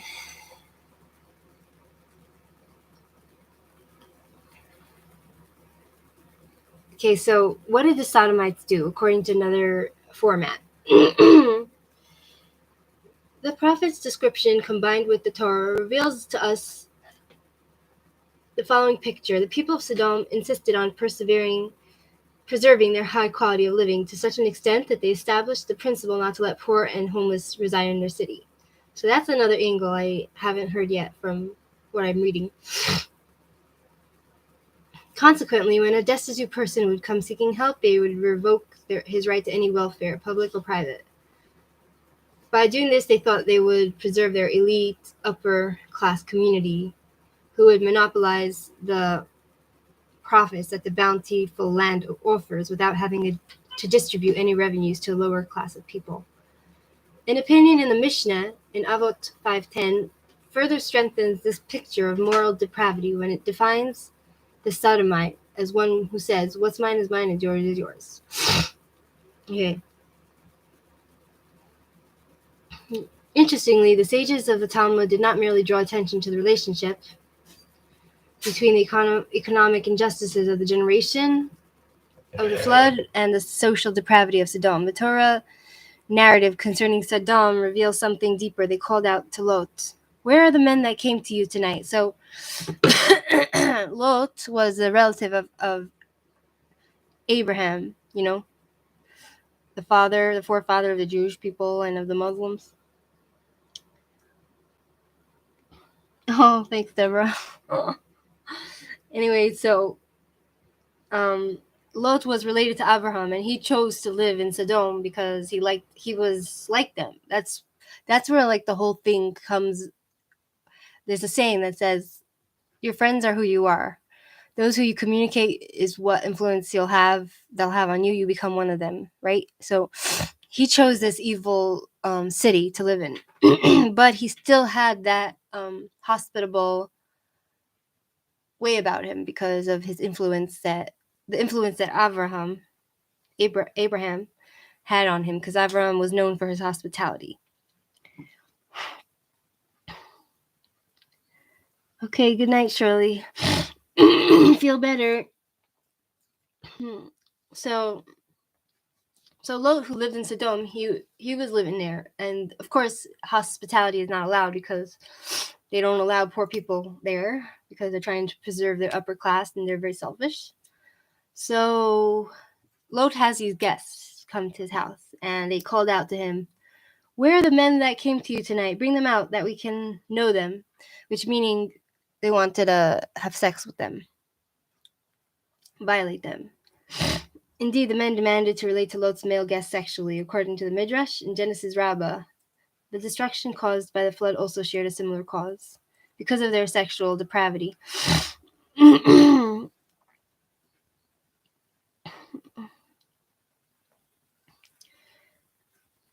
Okay, fine.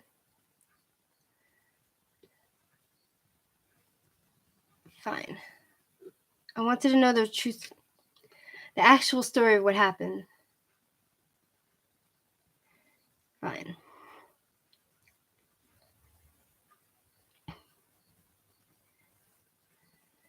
Okay, so let's get the story straight.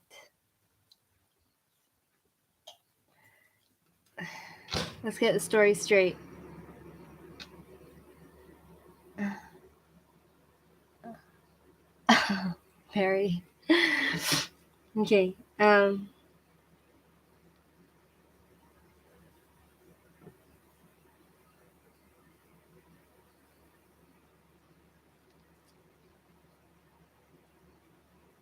Let's see what it says. Sodom text and sources sheets. Okay, let's go to Wikipedia. Maybe they'll have sources there. Okay, so what happened? Biblical narrative.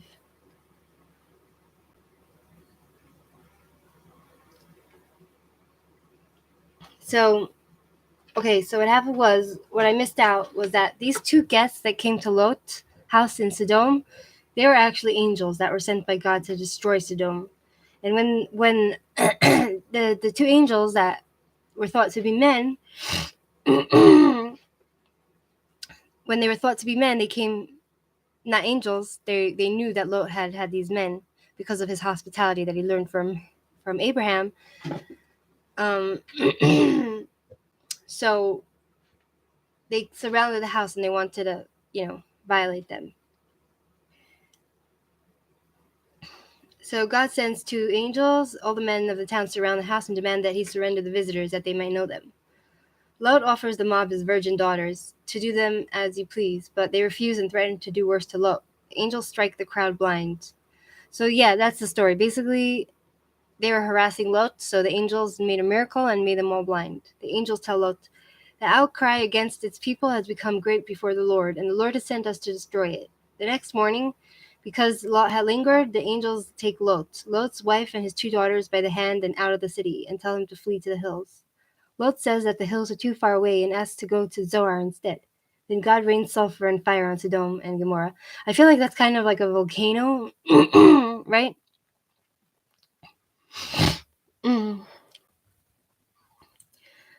Then God rained sulfur and fire on Sodom and Gomorrah and all the plain, and all the inhabitants of the cities, and what grew on the ground. Lot and his 2 daughters were saved, but his wife disregards the angel's warning not to look back. So the angels take Lot and his 2 daughters and his wife to this other city, and they said, "You're being saved because of your merit of hospitality, but do not look back at the burning cities," because they didn't want them to see their friends being punished because it was considered unfitting. But his wife looked back. Lot's wife looked back at the burning city. Lot and his 2 daughters were saved, but his wife disregards the angel's warning. She looks back and is turned into a pillar of salt. And I think that's where the whole Dead Sea, the Sea of Salt in Israel here, that's how it was made. Fine. So why did I even start talking about this? Because today the actions are being taken by the left and the liberals in like American society is kind of like, it's starting to become like Sodom and Gomorrah, you know? Anyway.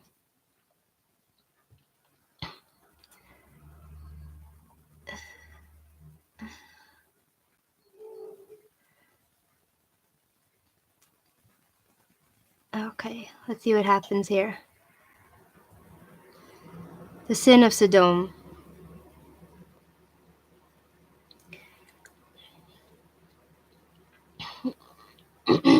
Fine. So, fine. So other than the Bible, than the Torah, I feel like the story is not really recorded anywhere.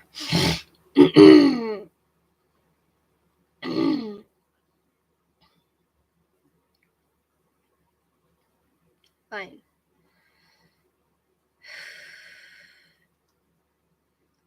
So that was the point, basically.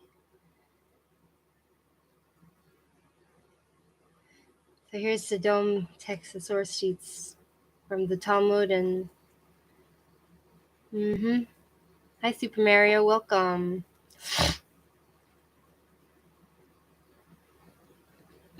Excuse me. Do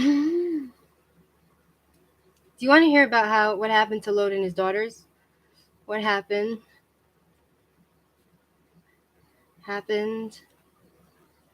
They basically thought that the world was ending, so they thought that they need to have sex with their father.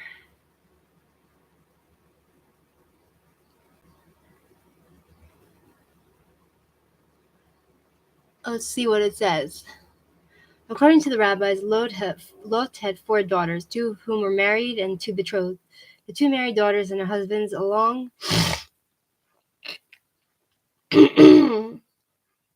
with the 2 future bridegrooms, remained in Sodom and perished, leaving Lot with only 2 daughters after the destruction of the city. So the angels go and destroy the city. Lot's wife dies because she looked back.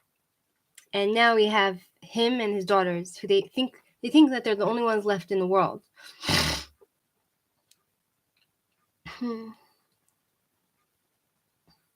So let's see what happened.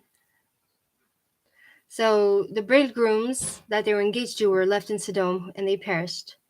And the 2 sisters and their husbands also perished because they were left in Sodom. But the 2 betrothed daughters left with their father and with their father and their mother. But the mother was stricken down because she looked back.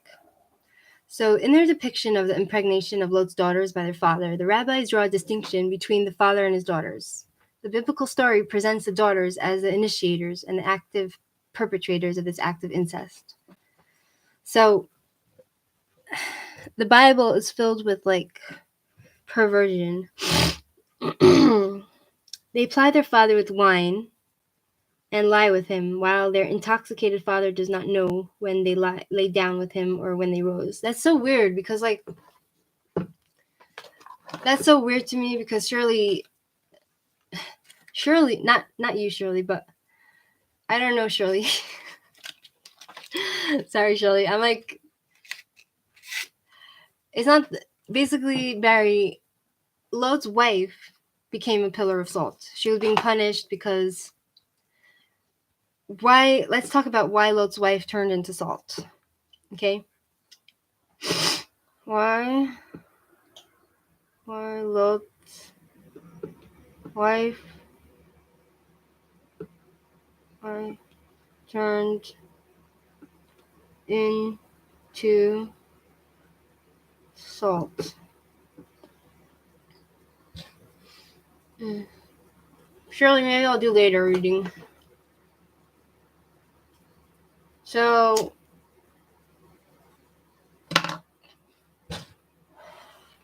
we're basically up to the part where his wife turns into salt and his daughters are having sex with their father.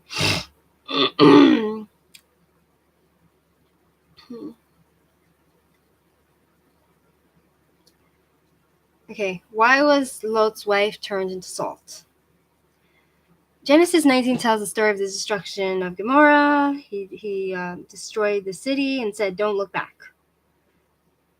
Lot ran with his daughters close behind, but his wife from behind him looked back and she became a pillar of salt. She lagged behind. She turned and watched a flaming sulfur fall from the sky, consuming everything she valued. Then it consumed her. The Hebrew for look back means that there is a glance over one's shoulder, means to regard, to consider, pay attention to. The scriptures don't say whether her death was a punishment for valuing her old life so much that she hesitated in obeying, or is a simple consequence of her reluctance to leave her life quickly. Either she had identified too much with the city and joined it, or she neglected to fully obey God's warning and she died. But there's another opinion. There's another opinion that she might have been punished for doing something really bad to like a visitor with salt. So Lot's wife wasn't able to accept. So we're fortunate to receive similar warnings. Putting on a new self that is likeness of God. Sin can lead to death. Lot's wife wasn't able to accept that. What she chose to value in her heart led to her sin, which led her to death. The Bible isn't clear whether Lot's wife was covered in salt that rained down with the brimstone, or if her remains were dusted with a coat of salt later. But it is interesting that she is described as a pillar. The Hebrew for pillar refers to a garrison or a deputy. That is something to set watch over something else. The image of Lot's wife standing watch over the Dead Sea area, where to this day no life can exist, is a poignant reminder to us not to look back or to turn back from the profession of faith we have made. Oh, this is a Christian website. I'm not into Christians. Not interested in Christianity. They take everything and they twist it. The Christians take everything and they twist everything. So I don't like anything from Christian sources.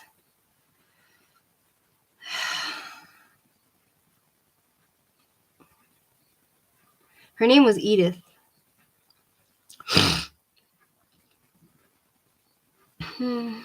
Why did Lot and his family have to flee?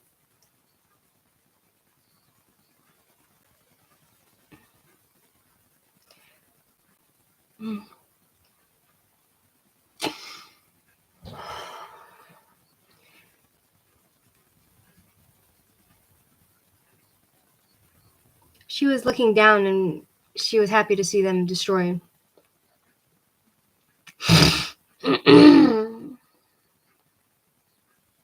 Okay, never mind. It's all Christian. Here, let's see if they explain it better. This source. No, thank you.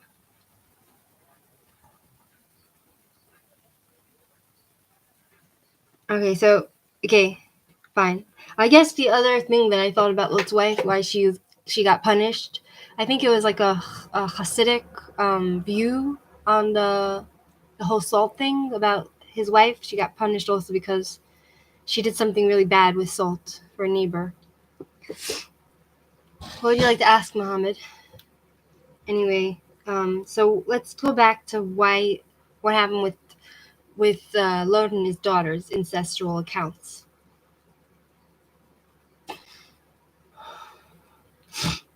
So they both got pregnant for their father, and they say that Lot didn't know that what was happening. But I can't believe that, because How is he even gonna get his weenie standing up, you know, without him knowing what he's doing sexually? So they plied him with wine and they laid down with him. When they rose, we would expect the rabbis to condemn the daughter's action and defend Lot. But the opposite is the case. The rabbis portray the daughters in a favorable light, while Lot is indicted. So basically, the rabbis are taking the daughter's side against Lot. Because technically, Lot's daughters raped him, right? Nice, Deborah.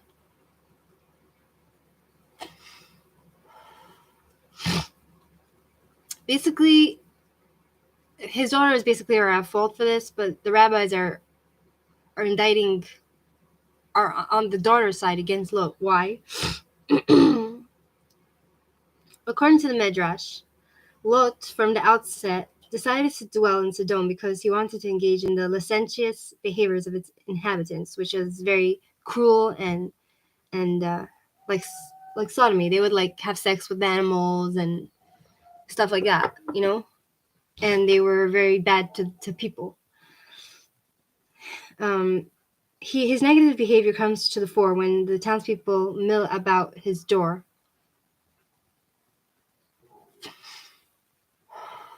Exactly. So, demanding that he hand over the angels. So he had these angels in his house that were meant to destroy the city, and he refuses to hand them over, and he wants to give his daughters instead. The rabbis observed that a man usually allows himself to be killed in order to save his wife and his children, while Lot was willing to allow the townspeople to abuse his daughters. In response to this, the Holy One, blessed be He, said to Lot, "By your life, the improper act that you intended to be done to your daughters will indeed be committed to you. Committed, but to you." So that's karma. An eye for an eye, a tooth for a tooth. So he's willing to let his daughters be defiled, and now his daughters defiled him and himself. Oh, that's for tarot. I'm not doing tarot right now. I'm sorry. So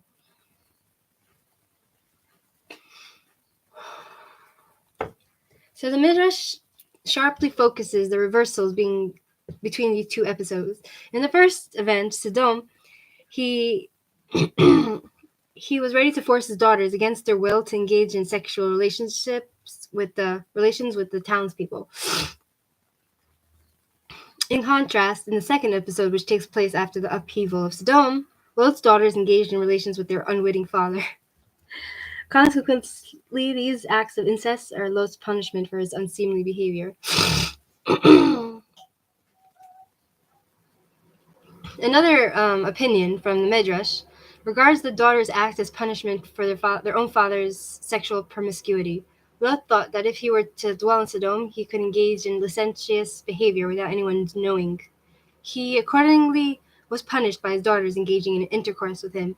This episode became a common knowledge and is read each year during the public Torah reading of the verse. Thus, the two daughters of Lot came to be with child by their father.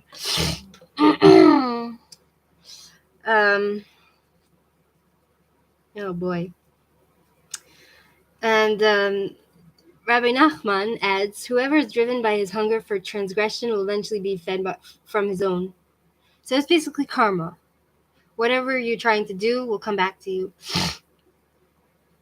So they will eventually be fed from his own flesh. Lot was eager to engage in promiscuity. In the end, his daughters played the harlot with him. It's so interesting that it's recorded because this is such a bad story. Another rabbinical view was that Lot secretly lusted after his daughter. He lusted after his daughters, which is you can see the humanity in this, which is humans are horrible people, because I'm not trying to bash everybody, but I'm just saying human nature. You have all these stories in true crime, where the fathers will rape their daughters. So here's another opinion of the rabbi saying he was attracted to his daughters. He really wanted them for himself. He was intoxicated when the elder sister lay with him, but he was sober when she rose, as indicated in the Torah by the dot over the word uvekoma, when she rose. So he knew what was happening. Despite his knowledge of what had transpired, he understood what happened. He got drunk, he had sex with his daughter, and even after he sobered up and he knew what happened, he didn't care. He had wine again and he got drunk and he did it again with his second daughter. Exactly, right, Barry? He did not refrain from drinking wine the next night as well, in line with his younger daughter. So, what's the opinions of the rabbis on the daughter's perspective, right? So we're going to understand what's going on with the daughters. Lot's daughters, in contrast, are treated sympathetically. The Medrash observes that by strict law, the daughters deserve to be burnt by fire for having lain with their father. So they're supposed to die for this act, doing it willingly. But the Holy One, blessed be He, who knows man's thoughts, God knows Lot's thoughts, judges them by their thoughts and their deed, not their deed. The daughter's true intent was not to lie with their father, on whom they had no sexual desires. So the daughters didn't even want to have sex with their father, right? And God knew that Lot was a pervert in his head because he really wanted the daughters to himself, right? So the Holy One, blessed be He, who knew man's thoughts. Okay, the daughter's true intent was not that they wanted to sleep with their father. They didn't have any sexual attraction to him, but to save the world from total devastation. So basically, the daughters thought they saw the city burning. I guess they'd never been out of the city in their life, and they thought all humanity was what was in that city, and they thought that, oh my God, we're the only ones left, so we have to procreate.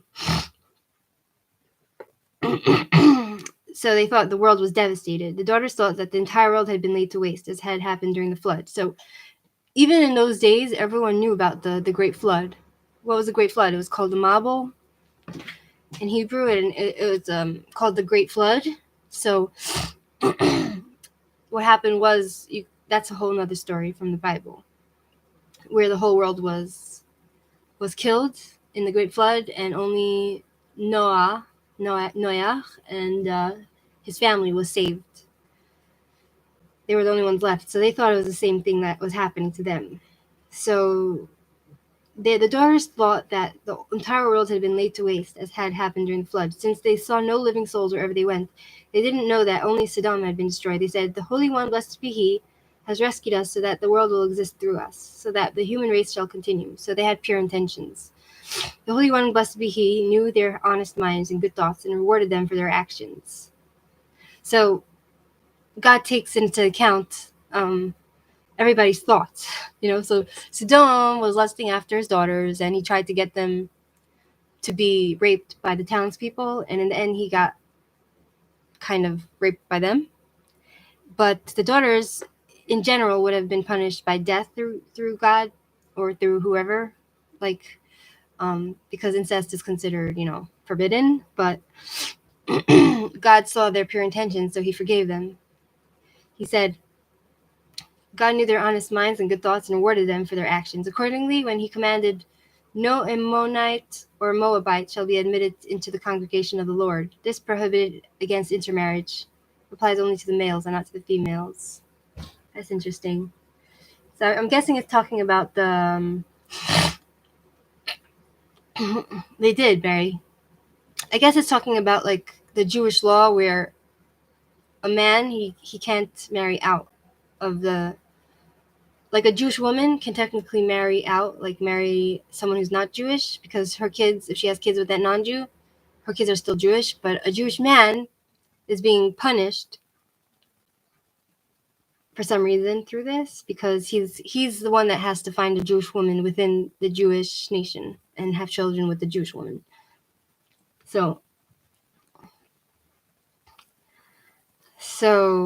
that's why God took the girl's side. The underlying reason for the sympathetic treatment of the daughters of Lot apparently stems from Ruth. Who is Ruth? Everybody knows Ruth. Basically, both Lot's daughters got pregnant by their father, and they gave birth to who? the Moabites, Ruth was the Moabites, tracing her lineage to them and the subsequent descendant of King David and eventually the Messiah, for Ruth's marriage to Boaz. When Lot was commanded to rescue his 2 daughters from the destruction, the angels already foresaw that Ruth the Moabite and Naamah the Ammonite would descend from them. So basically, they were rewarded for doing this, having sex with their father, however perverted that seems. They were rewarded that their descendants would be the ones who would come from the Messiah, the Mashiach, would come from the descendants of Lot's daughters, who will redeem the world eventually one day. In addition, when scripture tells of the incestuous acts by the daughters of Lot, who say that we may preserve seed from our father, it uses the word zera, seed, or offspring, in a more general sense, and not son, since the intent of the Holy One, blessed be he, was related to the Messiah. Thus, from a historical perspective, this act was essentially for the future advent of the Messiah. So the Messiah, the person who's going to redeem the world, comes from this incestuous act, however perverted that is. So this action also explains the Midrash. The rabbis explain it, that Lot's daughters had no wine. A miracle was performed for them, and the cave in which they lived became a portent of the world to come. Dripping with wine, as in the depiction of the world to come, and in that day the mountains shall drip with wine. Wow. An additional wonder, a virgin does not become pregnant from her first intercourse. So basically it's saying that usually a virgin that has sex, they don't usually how do you say, conceive. They can't get pregnant usually the first try. So, but God made a miracle for them. I mean, it does happen, but not always. So while Lot's daughters, who were virgins, they became pregnant from the initial act. This Midrash reiterates the purity, it repeats the purity of their intentions, since they lay with their father only a single time. So if they were perverts, true perverts that wanted incest, they would have slept with him more than once. To ensure the continuity of the world, just as Ruth acted for an ideal when she went down at night to the threshing floor of Boaz, so too the daughters of Lot acted altruistically. All right, so that's the story. It was nice, Barry. I'm happy you had normal parents. So that's the story of Lot's daughters. And why did I get into this whole thing about? Oh, it was because of the movie that they're coming out with, this like perversion, like, you know, non-binary, they, them, whatever. Who cares, you know? Sodomy, perversion. Anyway, let's go back to what we were talking about. Oh God, I'm telling you, America's gonna fall really soon because of all the perversion. It's very sad. The Daily Wire. Let's see what else they have. Picking, sniffing, whiffing. My fish is almost defrosted. Dutch reporter dragged away by Chinese agents during live Olympic broadcasts.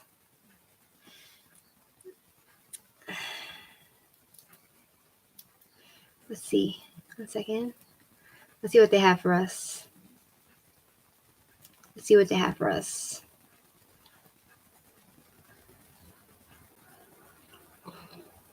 Putin has a secret plan to defeat America. That's what they seem to be saying.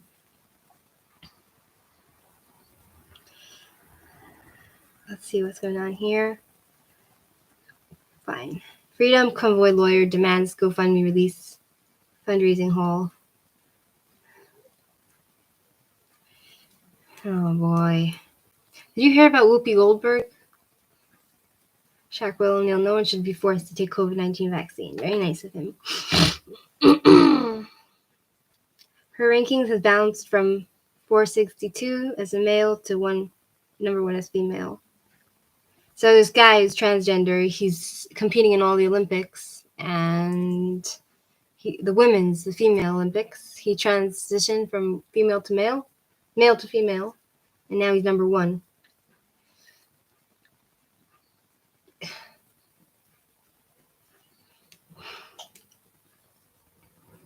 Obama's considering leaving Spotify as company continues to face left-wing backlash to Joe.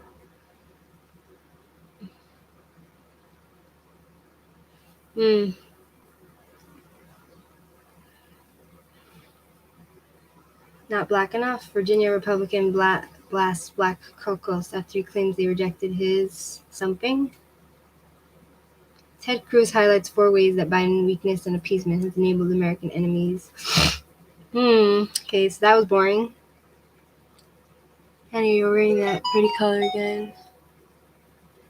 Oh, you like it? Yeah? You like the tops? It says tops.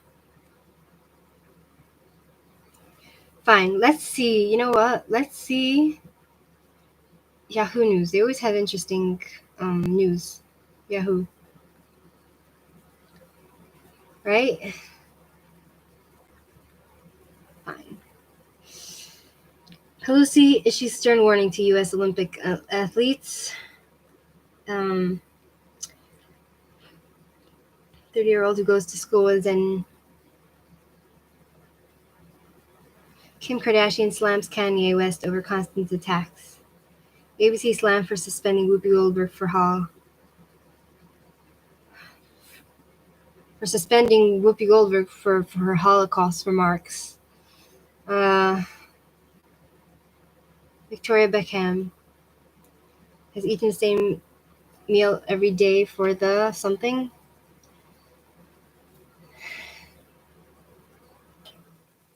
Ultrasound reveals 2-year-old teeth and hair growing inside the womb.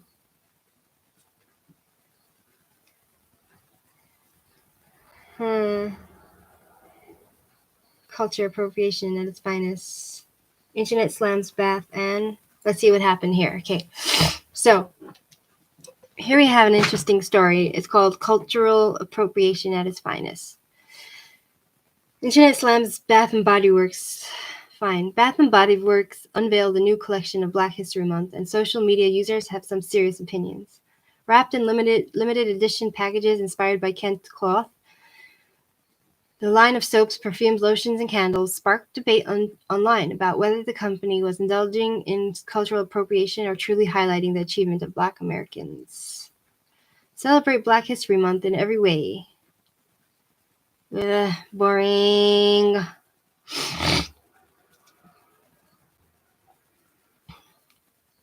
Nevada mother arrested for child abuse after cops find child. Yes. Let's see what's happening. Come on, let's get it going. Nevada mother arrested for child abuse after cops find kids sharing a room with 18 dogs.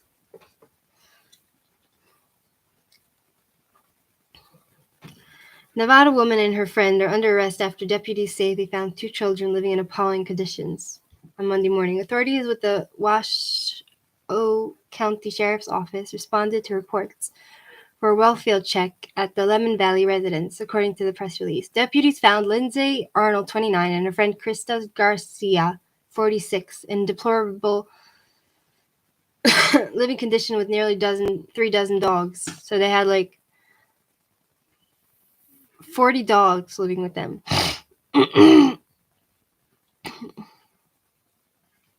Arnold's 2 children, ages 7 and 9, were also found at the Reservoir Street address. According to the release, the family lived in 2 of the 3 bedrooms in a sublet basement of 900 square feet. When deputies arrived, they discovered 2 children, aged 7 and 9, living in a small bedroom with 18 dogs. Authorities stated the children were noticed to have old and new dog bites and or scratches on their bodies. In a second bedroom, Arnold and Garcia lived with another 15 dogs, and an uninvolved third party rented the 3rd bedroom and had a dog of their own. Wow. According to the release, the 2 children were forced to sleep on a deflated air mattress covered in dog feces. Do you know how dangerous that is? There was a woman that her dog licked her, and she got like a really bad infection, and they had to cut off her arms and legs. And the entire basement floor was covered with clothing, trash, and animal feces. The children were removed from the home and placed with relatives. Arnold and Garcia were arrested the same day, according to the release. Arnold faces 2 felony counts of child abuse, neglect, or endangerment, while Garcia was charged with 2 gross misdemeanor counts of child abuse, neglect, or endangerment. It's not clear at this time whether either of the suspects have retained legal representation. No, it doesn't, Barry. I just need something to talk about.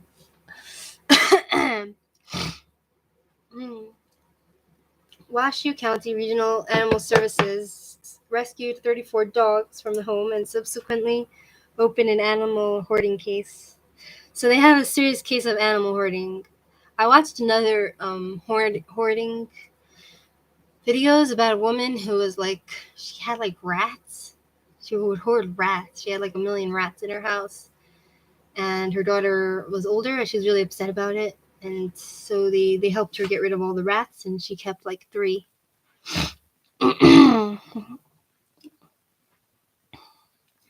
Washoe County Regional Animal Services rescued 34 dogs from the home and subsequently opened an animal hoarding case. The release continued. The dogs were of various breeds and sizes and included Chihuahuas and Pit Bull Terriers. That's really dangerous. It's unknown whether or not to face charges related to animal abuse. So, first of all, I'm not in favor of people owning pit bulls because they're always the ones that actually cause fatal bites to children, especially. See what else there is. Victoria's Secret partners with black transgender model.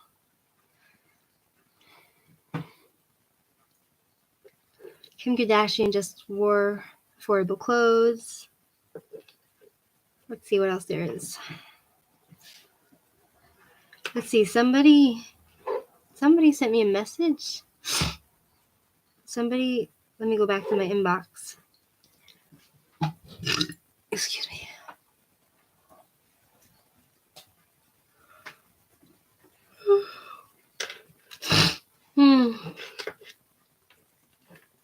Let's go to NBC. Should we go to NBC? The Guardians.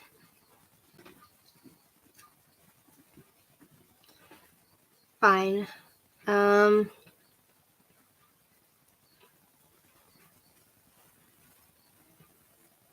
Morocco. Rescuers close in on a 5-year-old boy trapped in a well. In Austria, avalanche kills 4 near Swiss border.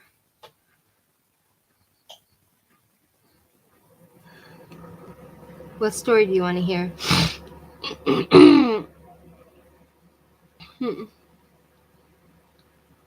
So it looks like pillow fighting could be the next sport. Combat sport.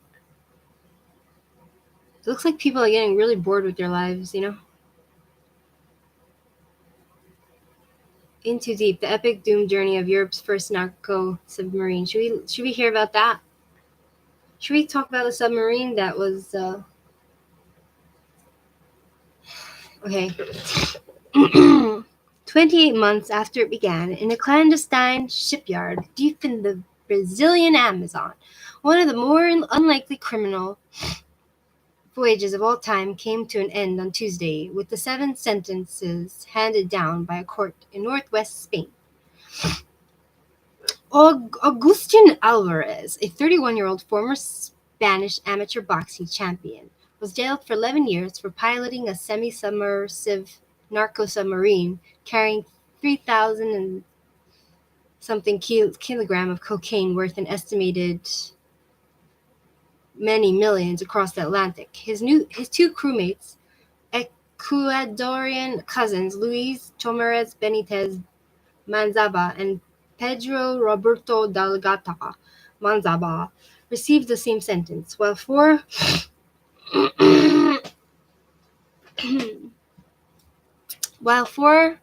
Spaniards who conspired with Alvarez to help guide the sub ashore were jailed for between 7 and 9 years. I think they weren't so concerned about the submarine. They were just more concerned about the drugs. Not surprisingly, the case, a widely improbable but true saga. Saga? How do you say it? Hi, Billy. Welcome.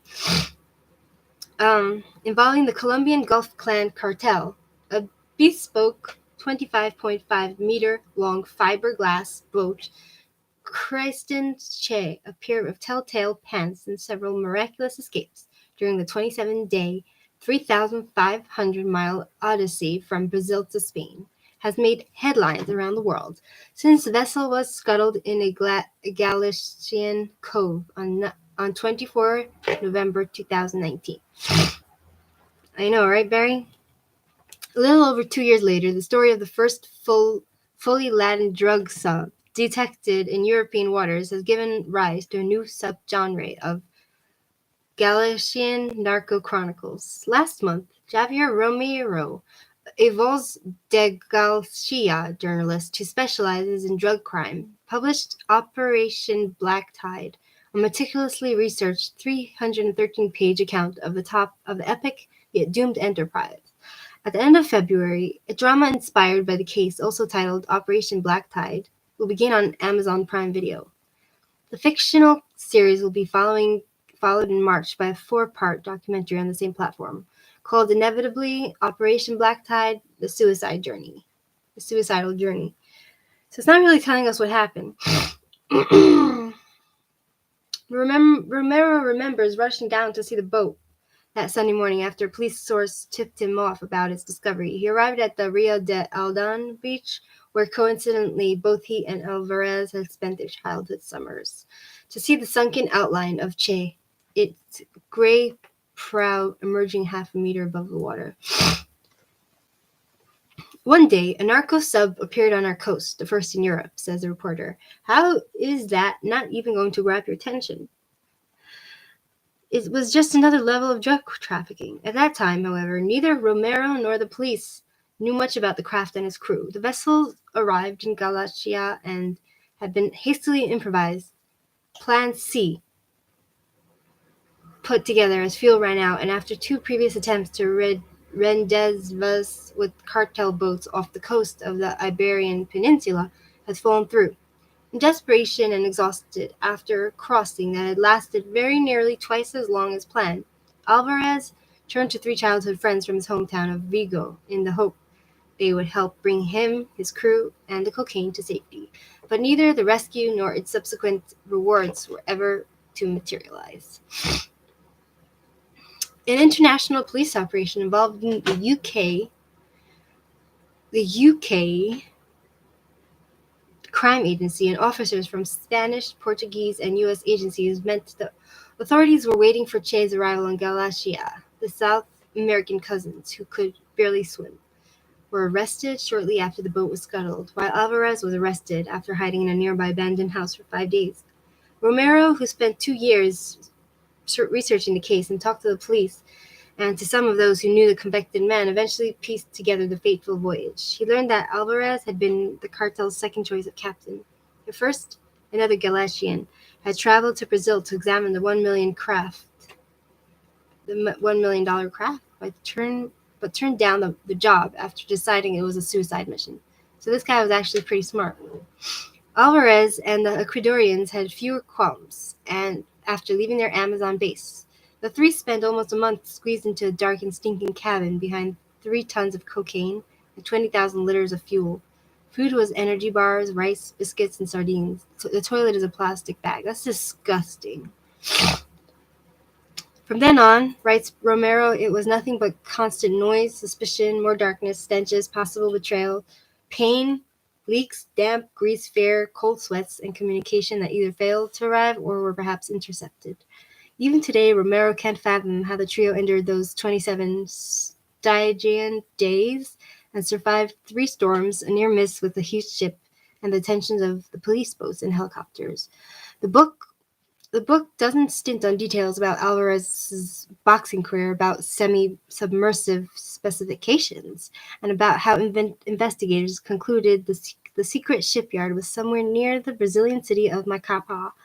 After finding a pair of pants and a receipt with the name of a local shop among Luis Thomas Benitez, Mazabaz belongings. But its focus is on Alvarez and his 3 friends, one of whom called on his father for help, and on how friendships formed in a schoolyard eventually led to a prison yard. So They met in the schoolyard, and now they're in the prison yard. As Romero puts it, the story is not just about hitmen, superstition, and submarines. It's about how these kids, apart from Agustin Alvarez, who accepted a lot of money for his part, have fucked up their lives. Today, all 7 are behind bars, and Che itself is on a show at the National Police Academy Museum in Avila. So Che is the submarine, which by accident or design is pretty much as far inland as one can go in Spain. Romero has seen the sub for himself and is all too familiar with its dark belly. It's awful, he says. It's claustrophobic. It's unspeakable. It just shows how little the drug organizations care about their own people. It's cruel. It's just a death trap. Reporters tried to interview Alvarez, but his requests were declined. Since his arrest, and for obvious reasons, the former boxer's lips have remained as tightly sealed as the 153 bales of cocaine he brought across the Atlantic. But should they ever meet, Romero knows what his questions would be. I'd ask him to tell me more about those 27 days and what they were like. How did he feel in the jungle when he saw the submarine and inspected it? Did he feel safe, or did he feel that climbing inside it would be madness? Yeah, so that's the story about that submarine. Yeah.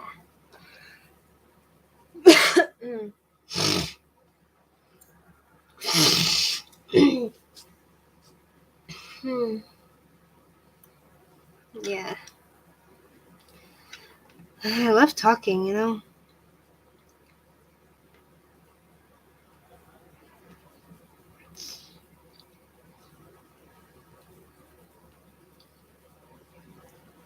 I love talking.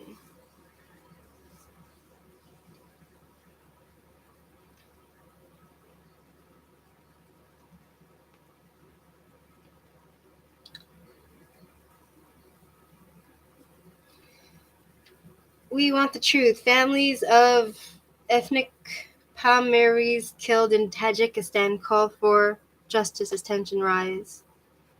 What's going on there? Mexico-U.S. tests of robotic patrol dogs on border prompt outcry. Oh my god, so now they're using robots across the border to find people. And people don't like it. I think it's great. Why put real people at risk of getting hurt by dangerous people? Live, Biden to speak on strong January jobs report after U.S. adds 467,000.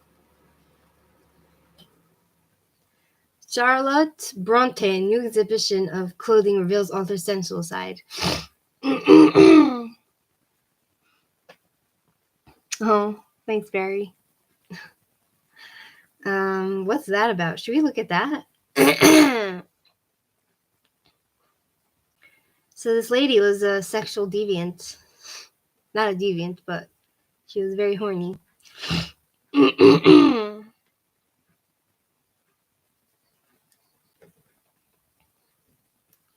Like in the old days, like the whole sexual thing was kind of like, not even in the old days, even only until recently, like the whole sexual thing was very hush hush, embarrassment, shame, you know? But now it's kind of like everything's coming out.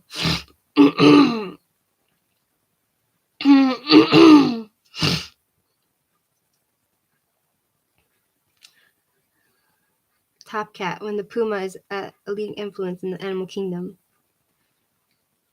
So Texas is getting a winter storm. Living in Europe, share your experiences. Parents in the U.S. How have you been affected? In pictures. Let's see if they have anything interesting.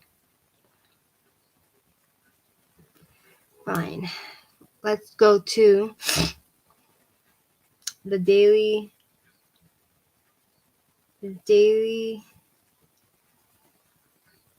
Mail. That's UK, from the British Daily Mail.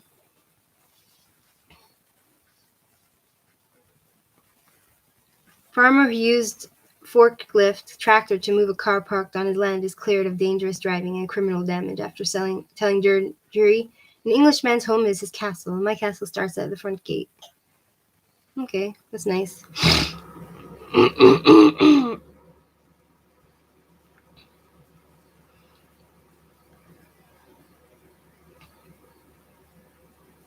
Fine. Let's see what's new here. This should be interesting. Oh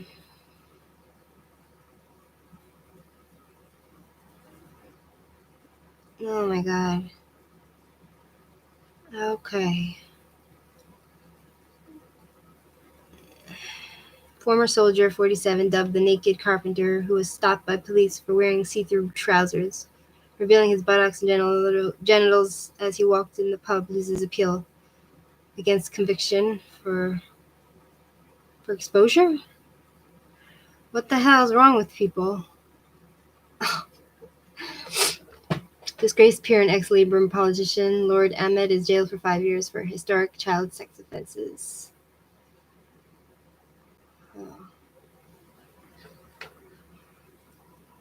Let's see what else is going on.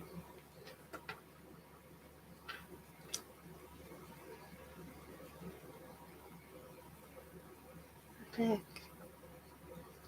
Let's see what else is going on, right?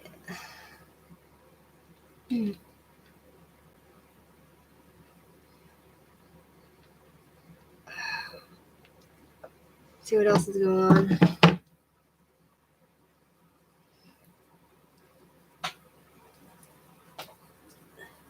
Okay, let's go to Brooklyn news.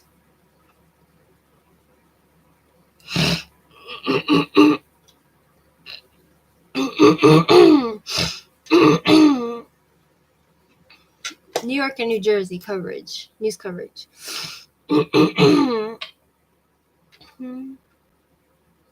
Explosion in Brooklyn. Vacant building explodes, destroying 2 houses in Gravesend. Oh boy. Winter storm in New York. Dangerous ice accumulations. President and Biden. Vegan Friday.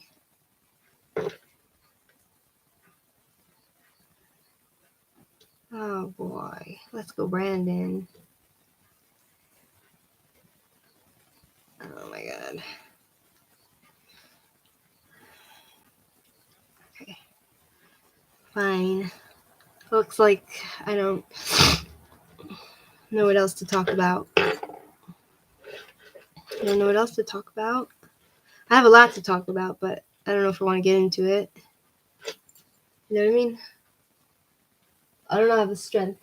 If I have the strength.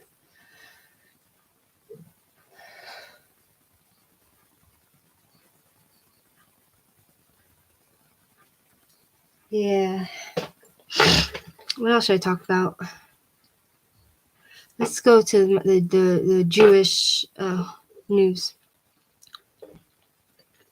Because I'm Jewish, so you know what I mean? So I'm going to look at Jewish news, see what there is. And then I'm going to go to, okay. Here we are. Okay, 2 teens arrested for vandalizing a home of shluchim. So shluchim is like messengers from the Lubavitch rabbi that they go all over the country, all over the earth, and they have like houses called Chabad houses where they teach Judaism to Jews who don't know much about Judaism, and help them connect with their heritage and their religion. So it looks like there's been a hate crime. What's the thing called? I made a video about tarot cards and how and why I use it, but you're allowed your opinion. 2 teens have been arrested and charged with hate crime for vandalizing the home of Chabad Shluchim. Fine. So it's not usually reported in the news. It's like so many hate crimes that go on throughout wherever Jews are in the world. There's always so many hate crimes, and CNN doesn't report it. Like the mainstream news ignores it.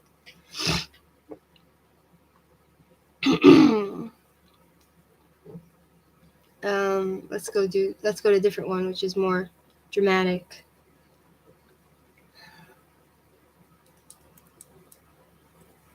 Did I travel around the USA? No, I haven't. I've been to California, Vermont, Florida. I've been in North Carolina on the airport, but I've never really traveled the U.S. No. You know? Okay. What's going on in the world? In the Jewish world? Crown Heights resident sentenced in attempt to steal $1 million through identity theft.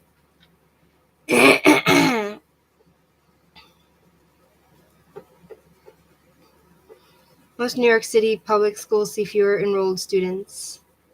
Crown Heights Public School loses 15% of their student body. Should we talk about the Lubavitcher Rebbe story? Let's see if we could talk about that. It's something that most people are not don't know about.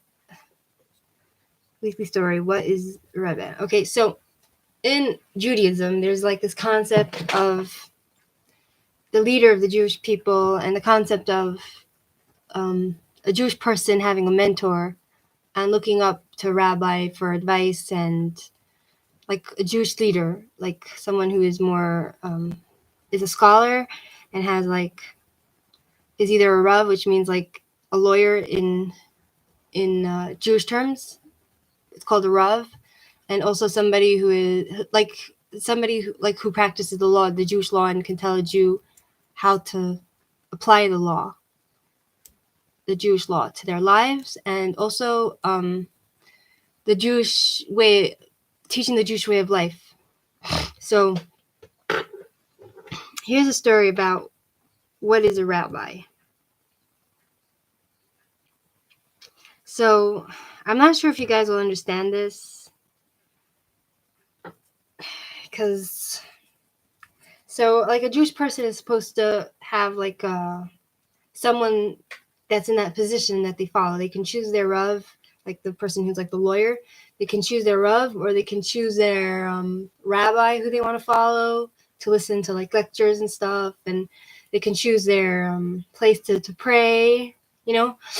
So there's that whole concept in Judaism, like it's like Muslims having like an imam that they follow, or you know, Christians having like a priest that they follow, and so. But in Judaism, it's taken to a whole different level. You understand? Like there's a whole concept of like, you know, Moses in the Bible, who was he was a leader of the Jewish people, and everybody followed him. There's a concept of like one rabbi who is the leader of all the Jewish people. So the Chabad movement, the Lubavitch movement, has these like rabbis who are considered saints, and they're considered like the leaders of all of the Jewish people. And one was called the Lubavitcher Rebbe. He was considered like the Moses of our times, and there's many miracle stories that happened with him. And that's who the Chabad people follow, by listening to his lectures and his guidance and asking for advice and his blessings and, you know, that kind of stuff. So here's like a story. So most of the in the Chabad movement, there's the concept of like the Rebbe is appointed by the people. The Rebbe is the leader of the Jewish people, right? Considered like leader of Chabad movement, and he's called the Rebbe, and he's the leader of the Jewish people. Considered the leader of the Jewish people, so he's called the Rebbe. So let's see if I can explain this to you. Okay. Once when Reb Shmuel Munkes entered the Alter Rebbe's room, so there's like a whole line of rabbis before the most recent rabbi, like before him, you know, and each time that they died, there was another rabbi, Rebbe, who was appointed as the Jewish leader of this movement, right? I don't know if you'll understand this.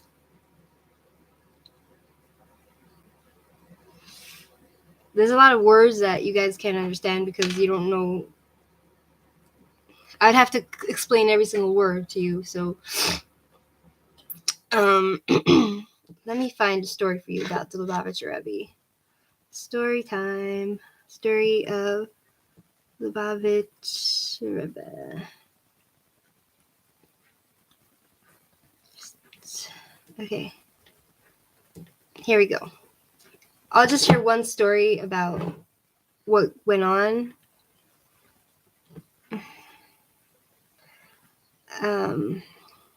Okay, so we're going to talk about the Rebbe, who's considered like the leader of the Jewish people, like one of the stories that happened with him, so you can get kind of an understanding of what I'm talking about.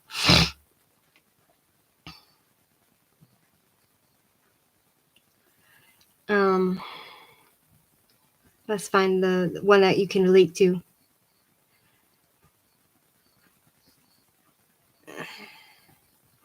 Okay, so as I explained before, hi Arby. As I explained before, the Lubavitcher Rebbe, he's like considered the Moses of our generation and someone who can like make miracles and help you connect with God, so everybody would go to his gatherings and listen to his Torah lectures and everything else. So he also, Lubavitcher Rebbe was someone who would give blessings and those blessings would come true. So here's a story about, it's called An Irish Kid with a Jewish Name. That doesn't really happen. Irish people don't have Jewish names. So I heard this story from the Lubavitcher Rebbe's secretary, Rabbi Label Groner, a woman from the Chabad Lubavitch community, that's where I come from, in Brooklyn, was pulled over by a New York City traffic cop for some traffic violation. Standing outside her open car window and watching her research for her license and registration papers, the police officer caught sight of a picture of the Lubavitcher Rebbe in her car, in her open purse. "Excuse me, ma'am," he asked, "are you one of the followers of this rabbi?" "Yes," she replied. "Well, in that case, I'm not giving you a ticket," he said. He closed his ticket book and continued.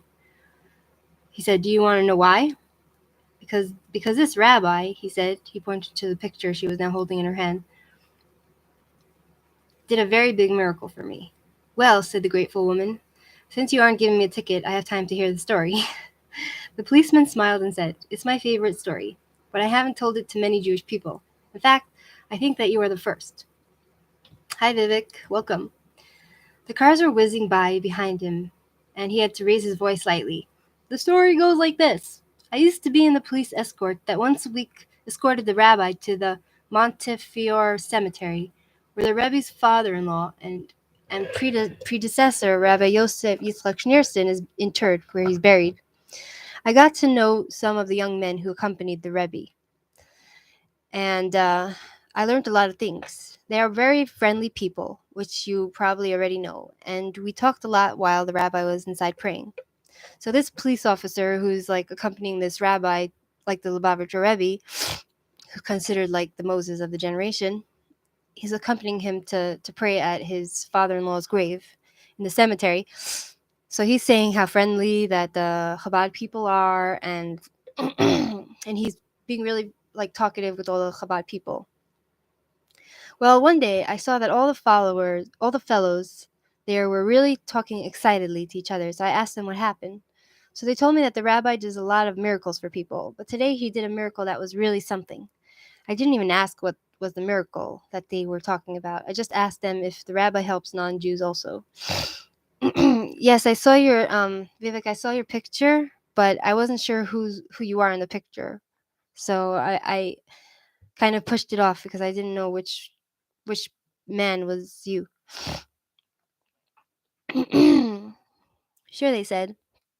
The Rebbe helps anyone who asks. So he asked, does this Lubavitcher Rebbe help non-Jews? So he said, yes. So the Rebbe helps anyone who asks? Why? Do you need something? They asked him. They asked this police officer. This young fellow that me and my wife had been married 9 years with no children. So he told this young fellow, that this police officer said that him and his wife weren't having children, and a week ago, like for 9 years, and a week ago the doctors told them that they have no chance. We spent a lot of money on treatments, seen all sorts of big professors. We were running out around like crazy because they wanted kids for the last 6 or 7 years, and now they told us that we have no chance. We tried everything. We tried to have. Okay, Vivek, I'll check it out. Thanks. So they wanted to have kids, so they were trying everything, but at the end they said they can't have kids. You can't imagine how broken we were. His wife was crying all the time, and he started crying himself. So this young man tells me, "Listen, the next time that you escort the Rebbe to the cemetery, because this police officer is like escorting the Rebbe to the cemetery, and so he has a chance to talk to him if he wants, you know. Stand near the door of his car." They're telling him, "Stand near the door of his car, of the Rebbe's car, and when he gets out, ask him for a blessing." So this is just what I did. The next time I was in the escort, I stood by his door, and when he get out, I said to him, "Excuse me, Rabbi, do you only bless Jewish people or non-Jews too?" So the rabbi looked at me like a good friend. It was really amazing, and said that he tries to help anyone he can. So I told him what the doctor said, and he said I should write down on a piece of paper my name and my father's name, together with my wife's and her father's names, and that he would pray for us. So I did it. My hands were shaking so much I almost couldn't write, but I did it. And you know what? My wife became pregnant 9 months later. She gave birth to a baby boy. The doctors went crazy. They couldn't figure it out. And when I told them that it was all the rabbi's blessing, they just scratched their heads. And wow, I felt like the champion of the world. But here comes the good part. Hi, Cookie. Do you know what we called him? What name we gave our baby boy? Just guess. We called him Mendel after the rabbi. At first, my wife didn't like the name because it's not an American name, but I said, "No, we're calling him Mendel. Each time we say his name, we'll remember that if it weren't for the rabbi, this boy would not be here."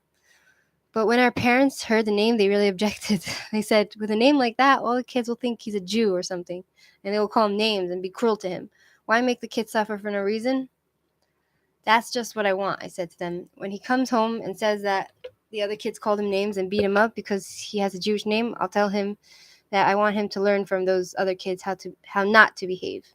They hate the Jews for no reason, but you should love the Jews. You should help the Jews. Just tell them that without that Jewish rabbi called Mendel, you wouldn't be here at all. And then maybe they'll start thinking differently too." Hi, Yona.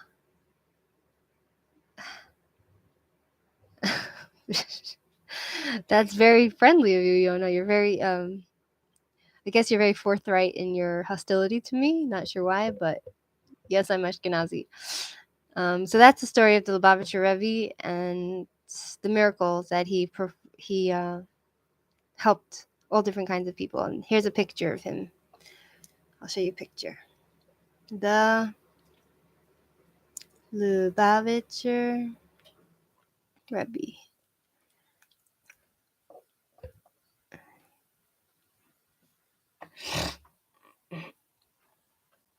Rabbi Menachem Mendel Schneerson. Okay. No, I never wanted to be a teacher. I can't be a teacher because I'm not that smart. I have like a low IQ or something. Oh, oh man.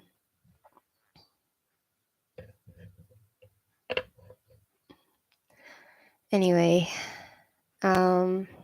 Fine.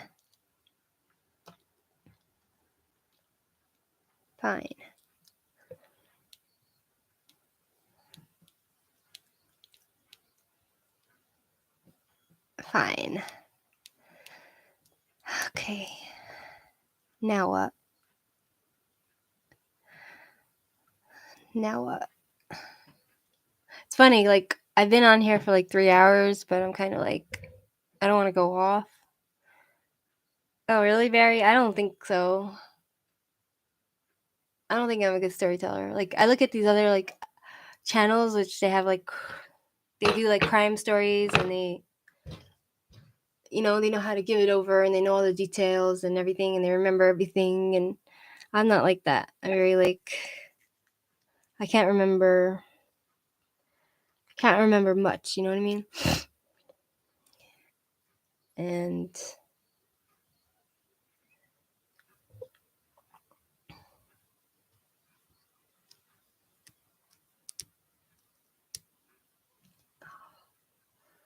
so I have one nail down. I'm gonna have to wait till these come out. I guess in like 3 minutes I'm gonna go off, and I'm gonna make myself some fish, and I'll make myself some kasha. Hello, my name is Chubby. My chubby, my toppy's chubby, and I'm chubby too. People say chubby people can't smile, but I can. You wanna see? Jeez. So I bought this book like last year. It's called A Discovery of Witches. It's kind of like a romance, like fantasy novel of like vampires and witches. And I can't remember where I'm up to. I always loved romance novels because they're so predictable, and they're that you know what's gonna happen. They're predictable, and it's always a good ending. You know what I mean? So, and it's exciting. It's lustful. It's horny. It's so she has this guy who is kind of a vampire that's like from the olden time. He's been like alive for like 1,000 years, and he falls in love with this like young witch. And this young witch, basically, she lost her parents at a young age because other witches killed them. You know, so it's quite a nice, interesting read. I keep wanting to sit down and read a story, like read a book.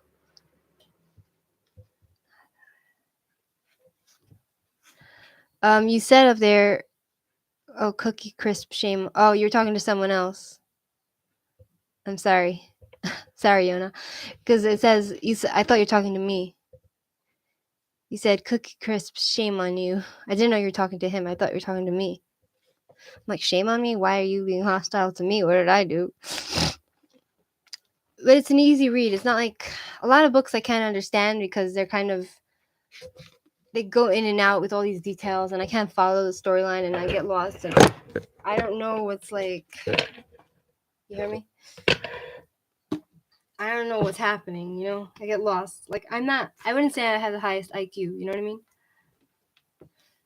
So, like, this witch is basically, she's trying to deny her witchery because she's apparently born into, like, a family of witches, and she doesn't want to do magic, but then she gets into these moods, and then this magic overtakes her, and she can't control it, and she, like, moves things without touching it, you know, like, stuff like that. So, and then people become aware that she's a witch, and then there's like this whole thing with vampires. They don't like the witches, you know. There's like a whole war going on, and then this vampire is like falling for her, and she's like falling for him, but then he doesn't want to kill her because he has like this, he gets excited to drink her blood, you know. So now I'm like, where did I end off with this book? I think it was here. It's like very horny and romantic, you know. I used to cry. I used to go to the public library, and I was because I would read the romance books, and it was always so sweet, and the endings were so nice, and I'd be like, oh my god, I'm so lonely. I wish I had someone who was so romantic to me, took care of me, and all that, you know what I mean? So then after a while I stopped reading romance books because it got me depressed, because I was thinking to myself like,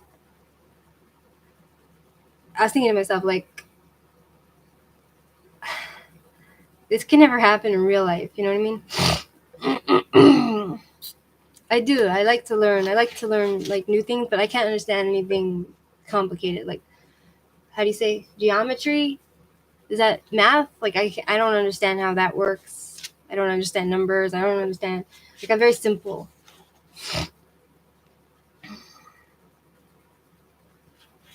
So then there's like, she's working in a lab, you know, and then like, it's like just very, he's just very like into her and he wants to protect her. And it's just like so romantic. I pressed Matthew's body into mine, encouraging him to drink more deeply. So he's drinking her blood. So in the end, he actually drinks her blood.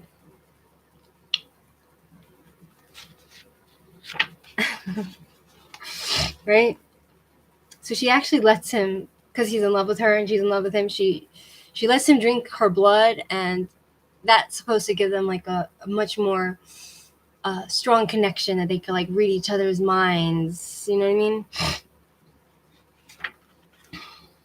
I feel like romance ends, all the romance books ends at marriage, you know? Because once they get married, that's when romance ends. Because then there's no challenge. There's no like back and forth and drama of the mind, and you know, there's no lust left. There's no romance. There's no like nothing. Do you know what I mean? Here I have another book. That was cool. Like, I don't know. I want to become a witch. That was like my dream. Like, my sister's mother-in-law is a witch, and I wanted to be like her, you know? But you need to be like, you have to have like all the potions and the right intentions, because ultimately witches believe that whatever energy you put out will come straight back to you. So you have to be really careful what you do.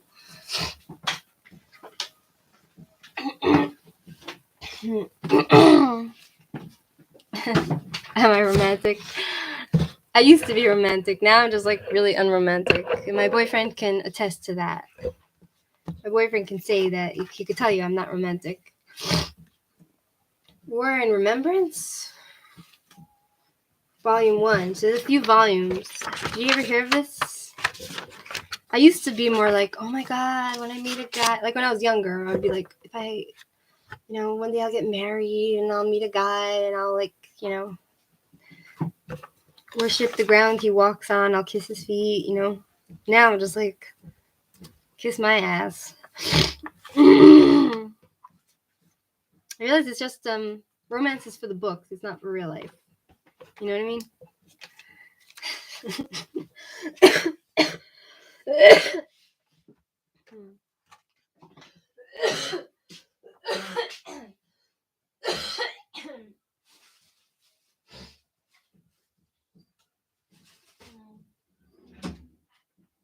Romance is for the books. I'll make myself sleep. I know I'll eat. I have this steak bar.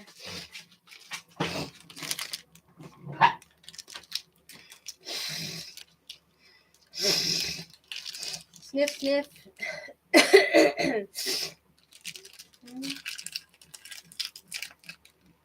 I used to be very, like, in my head, romantic, and, you know, like, yeah, I'll do anything for my guy, and oh, he'll love me, no, they'll ever reject me. You come to the real world and you realize, like, there's no really, it's all in the books. Hi, honey. I love you. You can say hello to my friends. 1, 2, 3, jump. Mm-hmm. Hi, honey. What comment? What comment in particular made you laugh?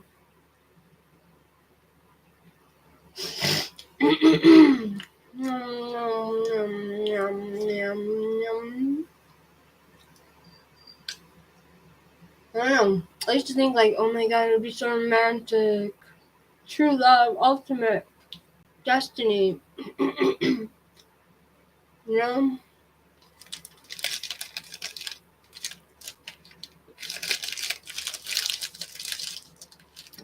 And then you you start dating guys and everything, and you're just like my boyfriend. He used to be like really into me, and he wants to spend like every minute of the day with me, and now he's like neglects me. You know, he doesn't neglect me, but we never see each other. I told him like, "What's your deal? Like, if you don't want me, just say so." You know, like guys by their actions, they tell you what's on their mind by their actions. You know what I mean? If a guy wants to be with you, he'll make the time to be with you, and he'll make the effort. My boyfriend doesn't do that anymore, so he's just like, "Oh, come to my house, come to me," and I'm just like, you know what, whatever, I don't care.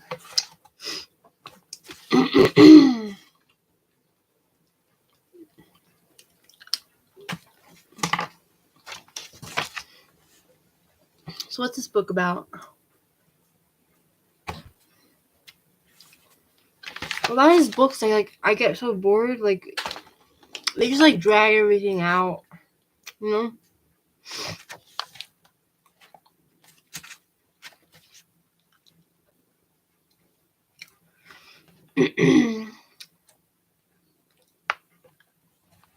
Barrel Barrel Jastro bows beneath a very light corpse. The head swings like a stone on a rope. It is a man unknown to him who, just before work, stopped, fell, and died before his eyes in the lumberyard. He lays the body down in the row of corpses on the parade ground, and hurries to his place in ranks. When roll calls ends and it is dark, returning to his block, Farrell finds it is less crowded than before. Some of the gassed men came from his house. Beryl was a Jewish name. Gosh, one of the books that I read, which was so made such a profound impact on me. A few books, but one of the books that I read was called The Horseshoe. The horse. Ouch. Ow, ow, ow, ow. One doesn't need to worship their life partner like that. They each other like Rachel and Yaakov. I don't know. I kind of have my doubts on that whole thing with Rachel and Yaakov.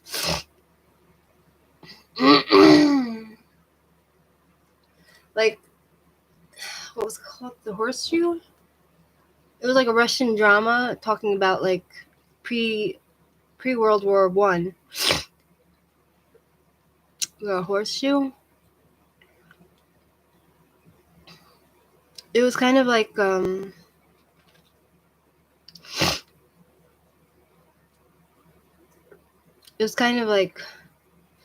book, Russian book, Russian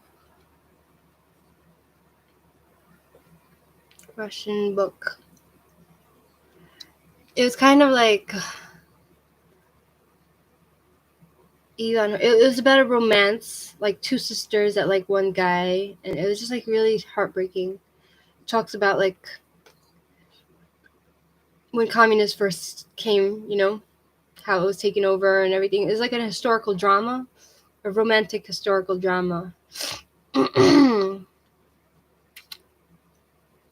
Horseshoe, historical. It was very it was so heartbreaking, but also very horny.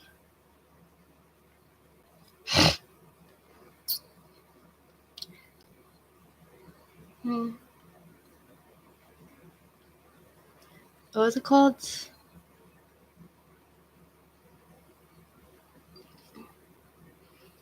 Painted Black. What's it called?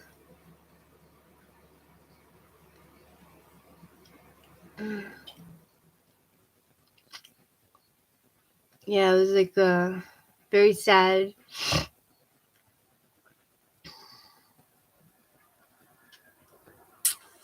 Like people don't understand how tragic history is. You know what I mean?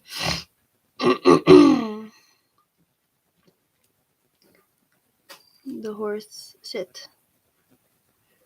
The horse. Russian Romance. Drama.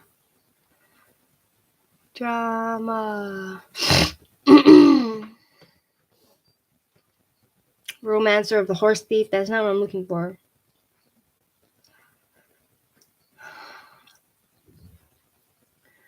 Horseman. It was just like such a and another one was called The Thorn Bird. The Thorn Bird. I cried when I read that book. The Thorn Bird. The Thorn Bird. Like I cried. Like The Thorn Bird is about. It's about like a young girl that is. She gets groomed by this like guy who's like a year or something older than her. You know. Here, I got the old one. Yeah, The Thorn Birds. You know, and then he's like a bully. He beats her up. But then she doesn't know who to marry. She has to move here and there, and then she has like a son who's she has like sex with a priest or something, and then the son he goes and he doesn't know his father's a priest, but he decides that he wants to be a priest. I guess it's like in the genes, you know. And his mother is like, how can my son do this? He has a beautiful body like his father, and it's a sin against women that he's keeping himself, you know, and all that. And the Thorn Birds.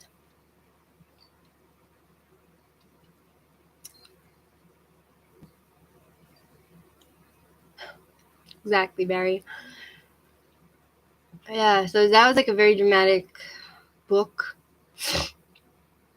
I read, and it was just, yeah. So basically she falls in love with this priest. They can't get married because he's a priest, right? But he has forbidden relations with her, and like all the pictures that are painted of like these romances, they look like this. Look at this. You see this? It looks so dramatic. And I actually have a picture of me and my boyfriend that look like that. I'll show you. Where is it? Here it is. I'll show you. A picture of me and my boyfriend that look like that. Here, I'll show you. But it's just much more romantic.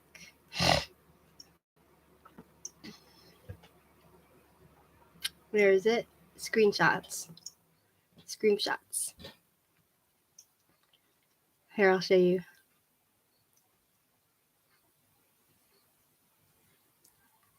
Isn't it romantic?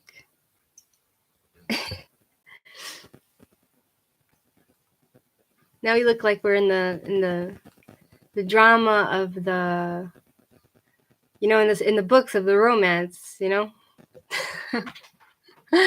Just like this. Look, just like this. Just like this. Isn't that funny?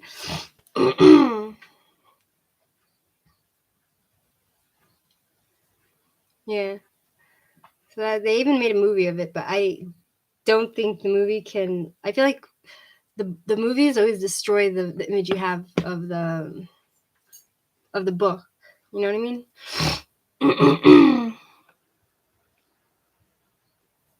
Hold on, where are we?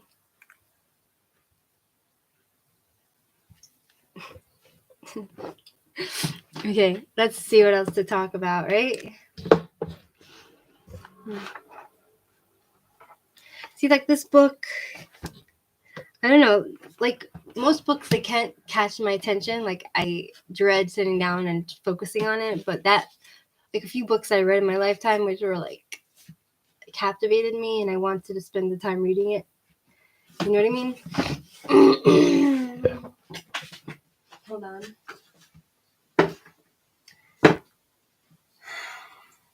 Yeah. Yeah, so that's the story about books. I'm smiling. I know, right? So romantic. So romantic. Anyway. Fine. Alright, I guess I'll go now and make myself food and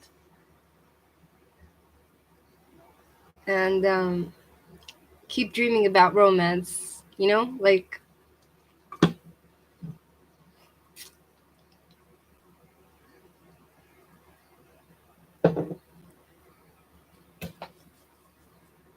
here's my incense. Incense to the gods.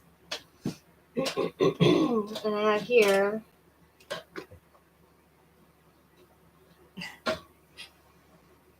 the candle died. I don't have any more candles. Isn't that sad? No, I do actually. Never mind. I'll show you what I have. I bought this for like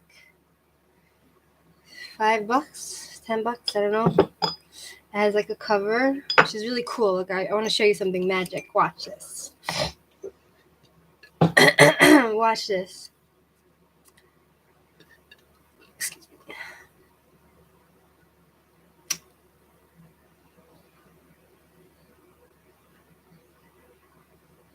Okay, I lit it, right? You see? Yeah. You see, look.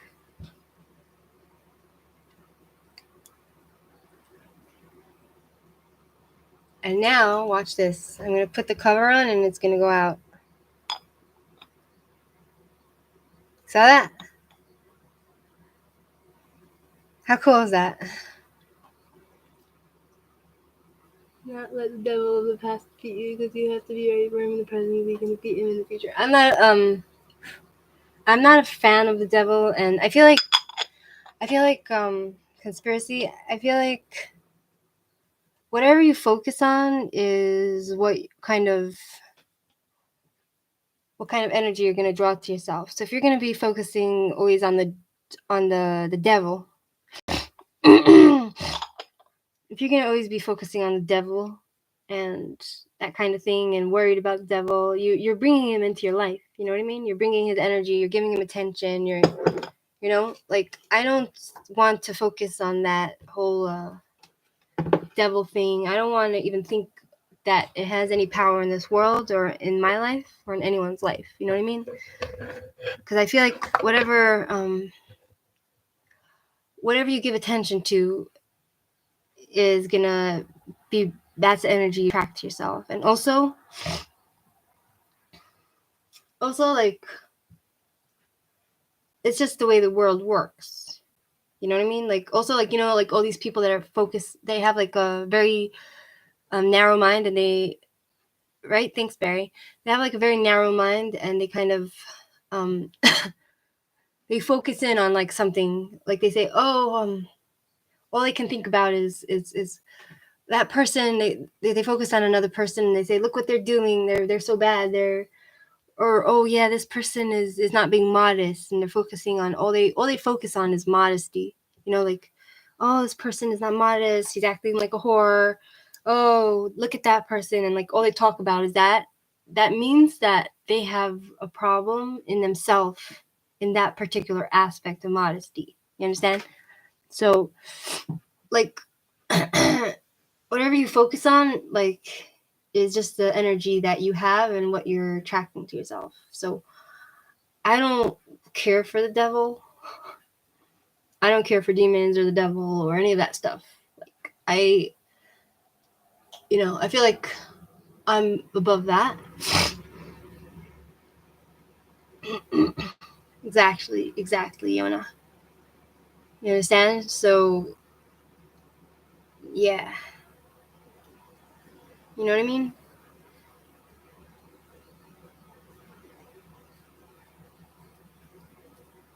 So, anyway. So, oh yeah, I have this. I'm going to turn it on again. I can't do like this because my nail's going to get burnt. So I'm going to do is this.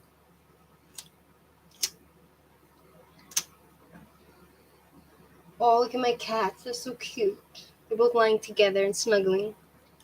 I sometimes get kind of jealous of their relationship that they have with each other. You know, like they don't come and snuggle up to me. Mean. You know what I'm saying?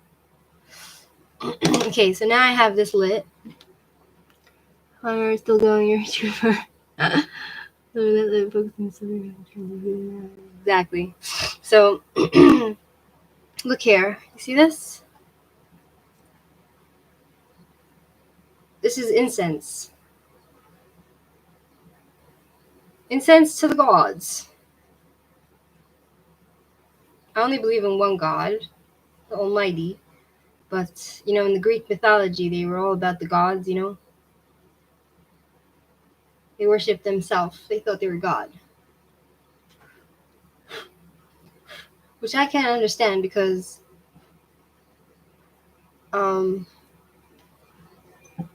I can't understand it because,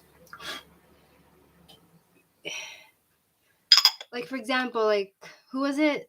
Who was it? What was his name? His name was Caesar. Like, Caesar, he thought he won wars, so now he's like, he proclaims himself a god because he thinks he has power and everything, and then he gets killed. You know? So, yeah. That's the story on that, right?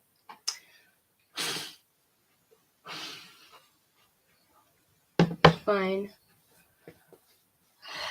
Okay, bye guys. Thanks for your time and energy. Maybe I'll see you guys later and talk about something else. As you can see, I really enjoy talking and being listened to as well. So I'm gonna go. Bye guys. Thanks for hanging with me.